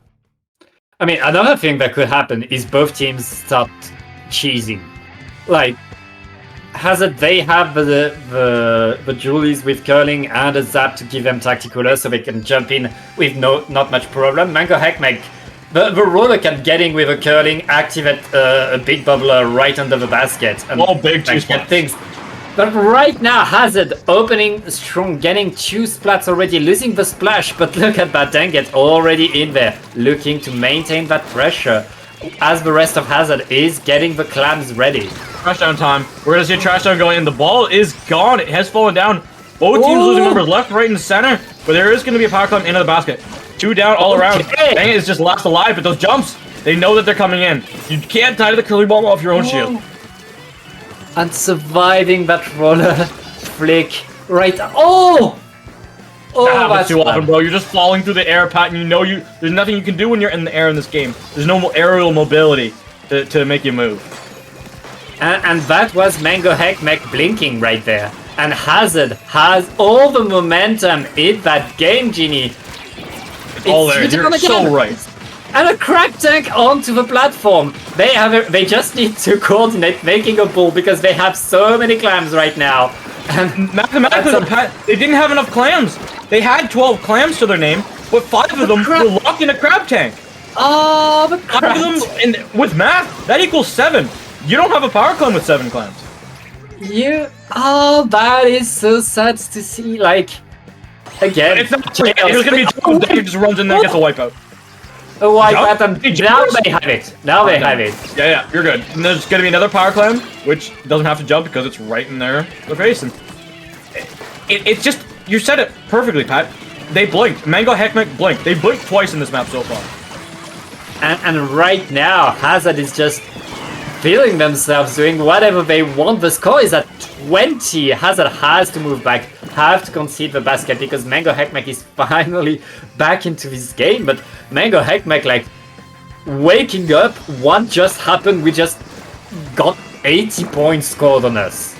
Yeah. And dang it, again, it's just causing too much chaos. It's probably going to take out this power climb. Who's holding the pity? Never mind, takes the other pity. Both power climbs out. Oh my goodness. You're going to have to pop the big bubbler just to try and save them. But they're not. They didn't save any of them. They just have to move back. They have to concede the space. And Hazard is back on the attack. They grab that power clamp. I don't... Like... You got to drop this down and use your crab. They don't even do that. They're going to go... Here comes the roller. Gets 1. Can they get 2? They got 2. Can they get 3? Their teammate will take them out. That's going to be a wipeout. But there's no clams for Mango Hek Mek. Okay, Mango Hek Mek getting 8 clams, getting a ball. But they just had that. And Hazard is already back in position. Mango Hek Mek, very, very smart to concede there. They didn't have enough to get a good push. And EST is already back there, flanking trying to get things with Zooka, not getting anything, but Mango. The damage, though. The damage, Pat. Oh yeah! Oh yeah! Nobody can heal because of that jet with the Zooka combo. And there's clams already in this basket. They're running it down. They're going to have enough to get really darn close. But will they be able to take the lead? They're going to be 1 point away. When I see those clams. I also see those clams. And they're going in those baskets at the lead swap. And this could be game, Pat. What is happening? What is that game? Just one more clam. And EST is there. EST has to... Oh! Doesn't The have it. clams were under the basket. EST just had to drop, but Staying alive there, though, allows their team to get back in. Yeah. And right now, 1 minute left, and Hazard, they need Mango to make a mistake again. They need another monster push. There's one mistake, but they're going to need a lot more than just one person falling. The power climb, Pat, is making its way to the basket. You have a Zooka to be able to follow this up, and there goes your Zap. Just stuck in all living heck. And these tri-strikes just punishing Hazard right there. Hazard is back. But wait, they're both under basket. They don't have any clams. No, because Kai was able to get the punish. They stay alive with the jet. They get the aerial mobility that they need. And dang it, has to find the shots down. Kai just held his own. Sorry, held the basket. And honestly, I think they just MVP'd themselves in the match. And right now, 10 seconds left, and Mango Hek Mek about to get the closest 3-0 I've seen in a while. That was... It's not done yet here, Pat. We're going to go down to the Zooka. There's going to be a lot of clams on here. This is going to be 2 powers. They're going to need just a little bit more past this. Here's a crab tank out. Can they get 1 in? They'll get 1 in. They'll get 2 in. You need a couple more. You need 4 more clams. 1 is in their hands. They have the 4, but they have to get to this basket. You got to throw them in here. You got to throw them in now. There's 1. You need some more, and you got to go down to the Zooka. And that's it, Pat. That is a 3-0 for Mango Hek Mek. Boy, did it not feel like a 3-0. How is that? These 2 teams were so even! What? And, I mean, Mango Hek Mek can claim, but I feel like it's that resistance to pressure. It's that ability to pull through when it's so even that gave it to Mango Hek Mek. Like, these 2 teams, yes, in mechanics, in coordination, in strategy, they were even, but Mango Hek Mek just get that extra thing. That's tough, that we can't define, that you don't know, but like they just get the game. Yeah. Oh, it was so entertaining to watch these 2 teams. It was so chaotic, and it's what I missed at the end of Splatoon 2, where so how the Splatoon 3, even though it's we see a lot of similar things. We are having weapon varieties, but the playstyle is just so much more enjoyable to watch and so much more enjoyable to commentate, bro. It's beautiful to see these teams. It's so fast. If you see somebody who's new to this game, Pat, and you showed them the set, they'd have no idea what's going on. It was fighting left and right all the time, all around. Like they were. Who's talking about backline and mid? Like there were no lines. It was just full on melee, full on brawling all around. I'm making Super Smash references. I don't know. Was it? I do have to say this was an ultimate 3-0, bro. I really just like sometimes it throws me back. But you know what? It's good. We do have as we do have it. It's not a 64 team format. I was trying to find a reference to put 64 in there. I just said it out of the blue and it didn't fit in there at all. As we do have a more than 32 teams. We do have the single elimination. So Hazard, their tournament ends here. Oof. Yeah. Goodbye to Hazard. They fought so well, but yeah, Mango Hek Mek getting the extra pump and. I think we're waiting on the other semi-final. Has it started yet, or is it in progress here? I think it started. They're just no, it's Battle 5, but they will report score once the game is done because it's still battling ball. Alright, let's see. I don't have TL perms here. No. But yeah, this is TSM. Who signed TSM? No. Jokes aside. Yep. That was a really good match, and Oh, yeah. Mango Hek Mek are 17th seed. How were they 17th? What happened in groups? Okay, so groups were sitting weird, and we could have a finals if Never Back Down, Never What wins. We could have a rematch of groups. Yep. Bro, I feel bad for Underspace. This Bro, could they signed happen. up for the group of death. Group B was the group of death. Ain't nobody can tell me anything different. Oh yeah, and I don't know if you were watching, but we saw Mango Hek Mek versus Underspace. It was 2-1, and Mango Hek Mek, like the last game, was Clan Blitz, and we had overtime 100 to 100. Like, we had a 3-minute overtime that Mango Hek Mek broke. And that was in game 3. After a minute. That was game 3. Oh my goodness, they're that like that's unfortunate, bro. Mango Hek Mek was just like a few bullets away from not making it past groups. And now they're in finals. Yeah, like that was such a tense best of 3. But here they are, and they're waiting for their opponent right now. Yeah. TSM versus Never Back Down, Never What. The winner of that will be who we watch in finals against Mango Hek Mek. But with that, Pat, I think we'll wait for that game to end before we come back, and we'll have it ready for you guys.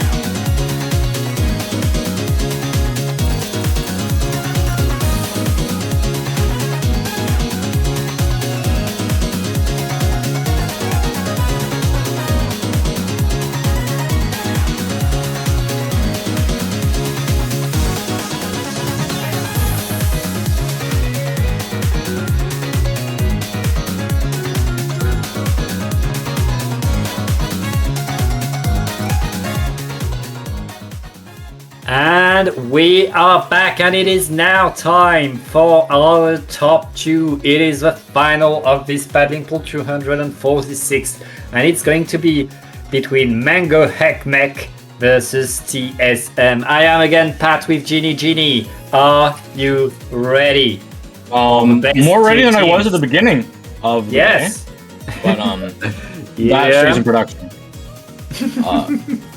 That stays in production. I love this map, bro. I got distracted by this map. I think it's going to favor, definitely, the first map of the series is predetermined, but it will favor Mango Hek Mek, as it's not a map, Barnacle and Dime Spot Zone is not a map that is normally the starting map. It's usually a counterpick map. So if you haven't been counterpicked to go to it yet, you probably wouldn't have seen it. So Mango Hek Mek, having just played it, would be good, because knowing TSM, they were already in a match, meaning that they didn't have time to watch Mango Hek Mek's performance on this one. Yeah, and we know how Mango Hek Mek is able to perform here.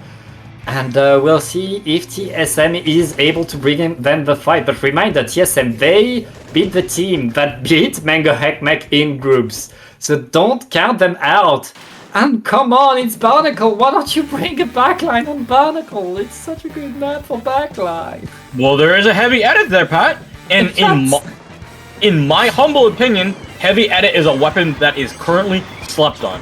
It has that capabilities to absolutely shred teams that don't have any range, that like to play super short range. So it can do a lot of damage. You have to respect it. Okay, I'll try to respect it, but it looks like Mango Hek Mek right now is fighting for that zone. Both teams like really trying to get the picks, trying to get the fights, but not much control is gotten. That being said, TSM keeps the zone. They do. The thing that will stop this heavy edit, that will stop the jump ins from TSM, will 100% be how the Zookas are placed and if the Rapid can find the shots down. Rapid and edit, they range effectively trade. It's just how much chip damage can you get done on the Rapid. Ooh, but right now it's trade after trade between the specials and 3 down! 3 down! Mango Hek Mek finally finding a way to push TSM back, and Mango Hek Mek giving themselves some breathing room. With 28 points for TSM is pretty good opening though. It is very good. It's going to be up to Kai. If they can find the spots on this top left side, they got to back off from the crab take though. You cannot fall to that. And if they can spot out the roller, that would be massive. A free kill up onto that roller will allow your team to get in very easily. Kai, how did you find that connection? That was pretty big for Kai, and that allows Mango Hek Mek to stay around the zone and to take that lead, Genie. They are just, and they're gonna have this jet ready to go. It's gonna start flying up, but you cannot fly in the face of the splatling. That's exactly what happens. 2 go down from each side. It's gonna be a crab tank. Just these shooters, can they find the paint down? You have to find a way through, and a Zooka comes through from both sides, but one gets so much more value than the other. Oh yeah, that Zooka a bit too late by EST for Mango Hek Mek, and right now TSM getting that zone back. 5 for Mango Hek Mek is so good, but Genie, we both know it's going to end in a KO between these teams. Oh yeah, there's no way that this game doesn't end in a KO. If it ends in a KO, if it doesn't end in a KO, it's ending in overtime. That's the only thing I could say that could be different. But here we go, Pat. Strikes are out. Crowny is on the low ground. Can they find its spots? No. You go down, and no one's there to punish them because the roller has popped this big bubbler down in the middle of the zone. That's one problem with the edit. It does a lot. It has a lot of bullets, but it doesn't do a lot of damage.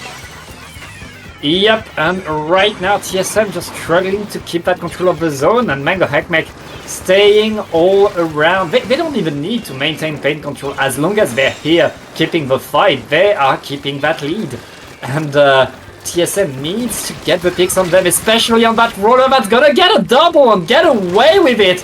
And get 3? Oh! Oh! Can they go for all 4? No, the team is gonna take it, but that doesn't matter.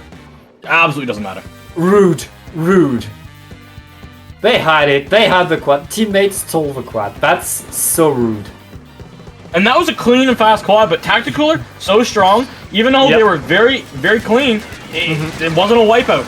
But you have to get back to the zone. The Tri-Chicks, they need to neutralize it. They won't be able to. And TSM, they can't get to that zone. Mango Hek Mek, they take game 1. Yeah, that could have allowed them to get back in, but it was still too late. Mango Hek Mek, again, as you said, they were warm for this map. They were ready for this map, and it really paid off for them. Yes, it did. It definitely did. TSM, I do have to say, I like their composition to be able to fight against Mango Hek Mek. The problem is that they didn't clear enough space fast enough to get back in. The rest of the front lines didn't play. It didn't feel like they played around the edit like it was a pencil, where you can see the pencil just kind of doing its own thing, painting up for its next cooler, and then the other three are just running in, doing whatever they want.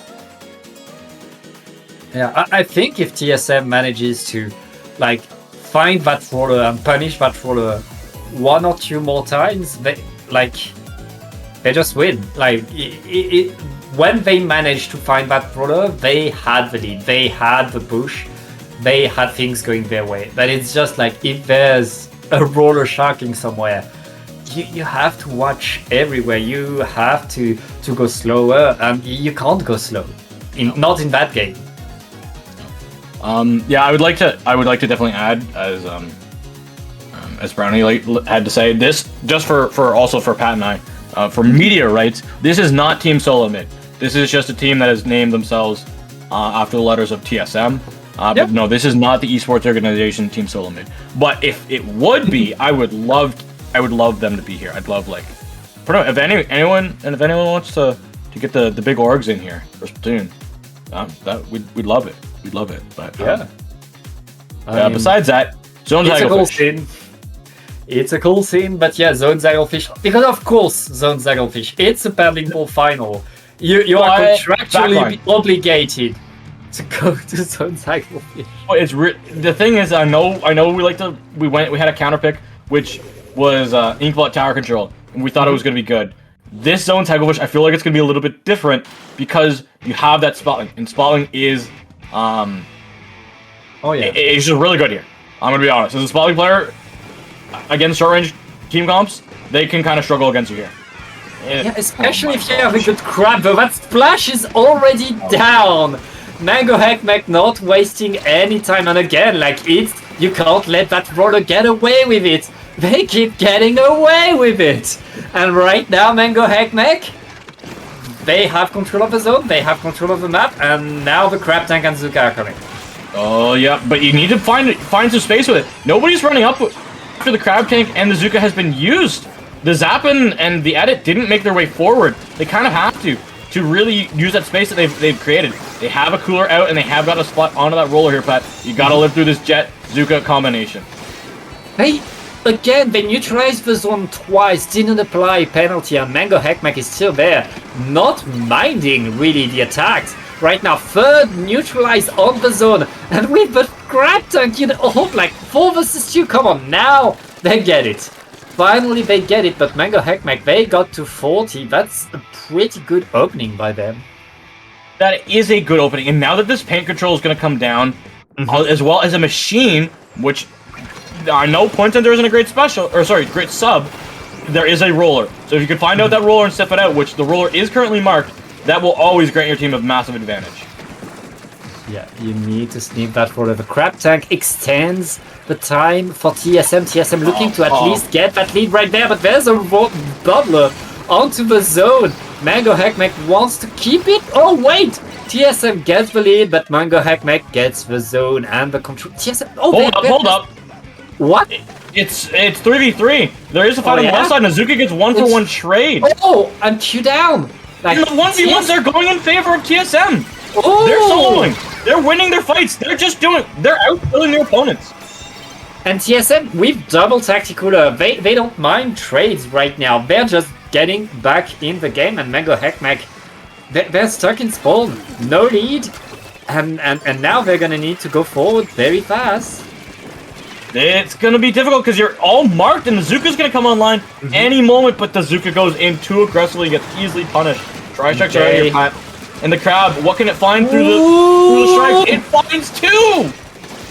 The crab finds you, doesn't get punished. Okay, you need to get that. Oh, you're gone. That's Okay. bad. That's bad. That's bad. And TSM right now, they are looking to a KO. Like Mango Hek Mek, they need a monster push. They need a miracle right now. Even with that roller wrecking havoc, it's going to be too late. Yeah, it's gonna be difficult. The roller's going in. They do have Tri-Strike still, Pat, so the zone will be able to flip over. But there's two coolers online. The coolers, both coolers are down in the zone, meaning that every spot you get on TSM is not going to be very meaningful. Oh! EST with the monster Zooka right now. And that means TSM has to move back, has to give respect to Mango Hek Mek's attack. They're back with cooler, and the spots were found. Look at, they barely lost any space. The roller was able to get one though. So, and the more specials being able to follow up on it, so it does bite a little bit harder. And another Tacticular is thrown, but that Tacticular is thrown on the platform, but members of TSM that are already forward are not going to get it, I guess. And right now, Crowley. Okay, well, another Tacticular. Oh no, the roller's behind you! Oh! And the roller gets impact with Bubbler, and here comes Tri-Strikes. The defensive Tri-Strikes will be ready. No, they get taken out by the Zooka shot. The jump will mostly gonna be camped here. The lead has been flipped over. Right. You need to paint the zone over a rapid, but the machine nerf, it can't paint the zone faster than a rapid blaster. Machine versus rapid painting the zone. That's how it ends. And again, Mango Hek Mek letting the other team, making them bleed, but still winning the game. That was so darn close. TSM definitely outplayed Mango Hek Mek until the final moments, where again, I gotta say it, the consistent clutch of Kai has shown to be why Mango Hek Mek has won. Honestly, half of these tight games, all the matches that have been really tight that we've watched, Pat, it's been Kai. Yeah, Kai has like that just survival, that awareness, and like a good blaster showing what can be done is so fun. And right now, thanks to that, like Mango Hek Mek just 3-0. Wow, that was that's just I mean 2-0. Like looking like they're one game away from being your champions. Honestly though, Pat, it's gonna be tough for TSM because they do have a backline.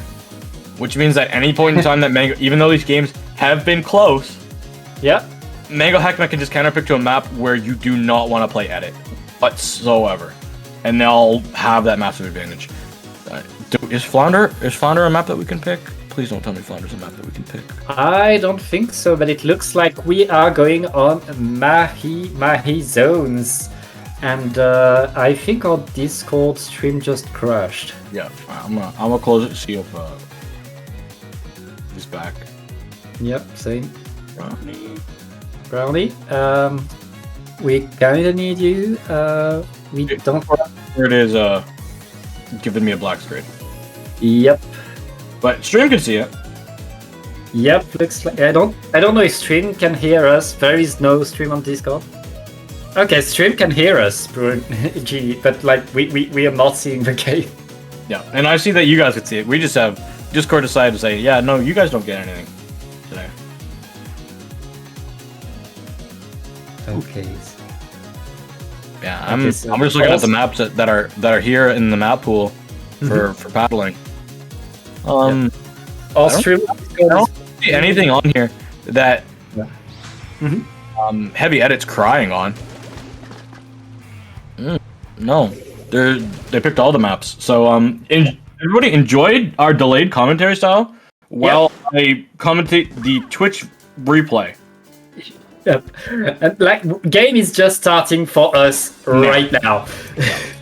It's, yeah. I mean, why I always have Twitch chat open on the side just in case something happens. Somebody says something. Yep.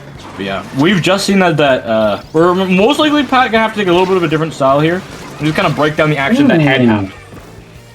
Yeah, but that's a pretty good opening by TSM, at least. Mango Hek Mek trying to answer, but that's a bit late. It looks like TSM is going to get that control, especially with the machine under that ledge. Yeah.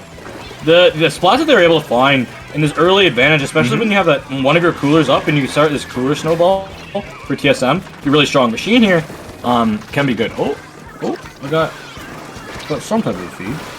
Oh yeah, we have a feed. Yes, we have a feed on right now. 30 points away from victory, managing to keep the okay, no longer able to keep the zone. Mango Hek Mek finally able to get control, push them back, and he has to jump away. And that means Mango Hek Mek has full control. They do. And the Zooka is out. Can it find any splats? No, but the edit will get punished. As I say that there will be the final Zooka shot that does get that really good connection. And now that you have the roller with all this paint all over the map, it's just gonna force the splash to jump off? How good is Mango Hek Mek when they are in control of the map like that? When you don't know where the roller is? Well, now they have a mark on the roller at least, so they are going to be able to push forward, especially with the crab. They don't have a mark on the roller. They're not painting the zone, they're nowhere near the zone. They're fighting on the right side, and I like it, but the problem is that you didn't know where the roller is. The roller's going to be able to take out one, and somebody else in zone is taken out. Your edit's been able to get two, which is good. Your splash is going to have to paint the zone, but at any point in time, the Zooka can come out and end the game on you. Yeah, and TSM keeping themselves alive, applying penalty, painting the zone. Mango Hek Mek not out completely, but okay, right now it's just EST on the side of the zone looking to paint a bit for special, but is going to have to concede position. Yep.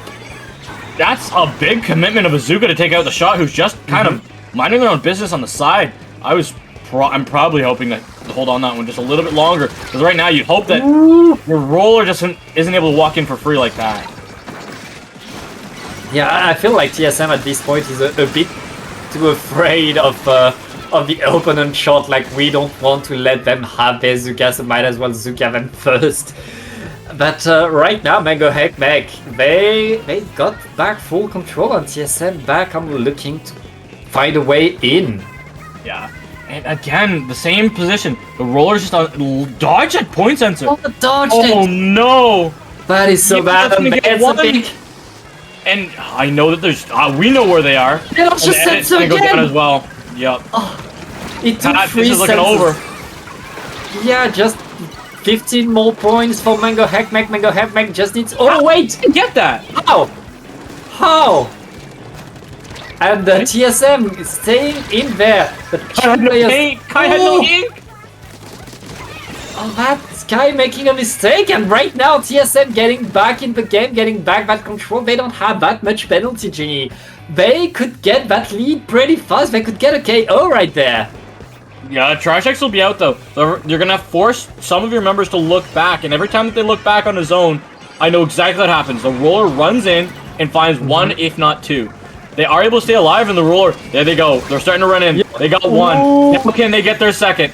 It's gonna be tight, and Andy's gonna jump out. No. Oh, and that jump in is dead. Yep, over. It's the same formula. Like, we saw those Trash Strikes, we saw the roller run in and get the splats.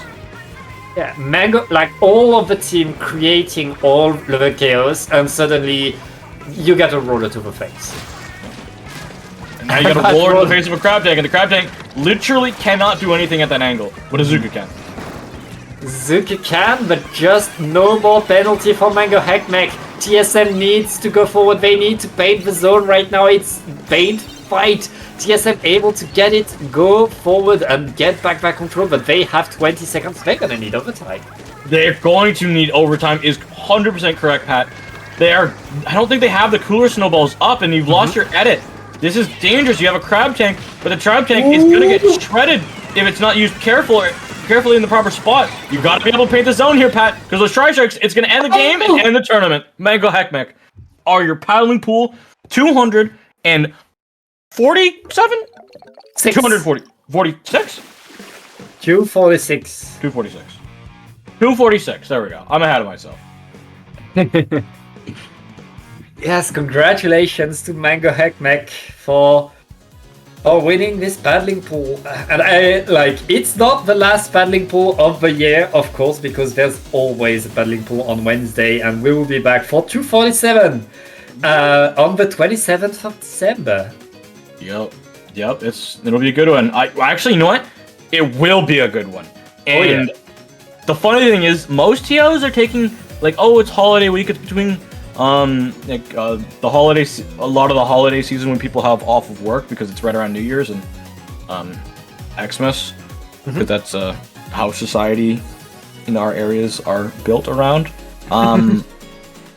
It's a lot of people are gonna have it off. A lot of TOs are taking off. I literally have not seen Alice take a week off. And she doesn't do that. well, then again, it's been 246 weeks of paddling pool, so that's 246 weeks of Alice not taking a week off.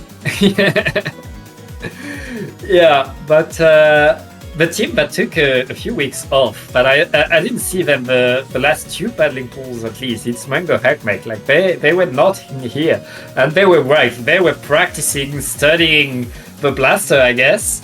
And now they came back being strong and won that tournament despite being second in their group. They came in back being so strong and they just, I mean, I'd say it was close, but they got two close 3-0s in a row. At some point we have to stop calling it close. Like they just managed to get that extra edge on the other team.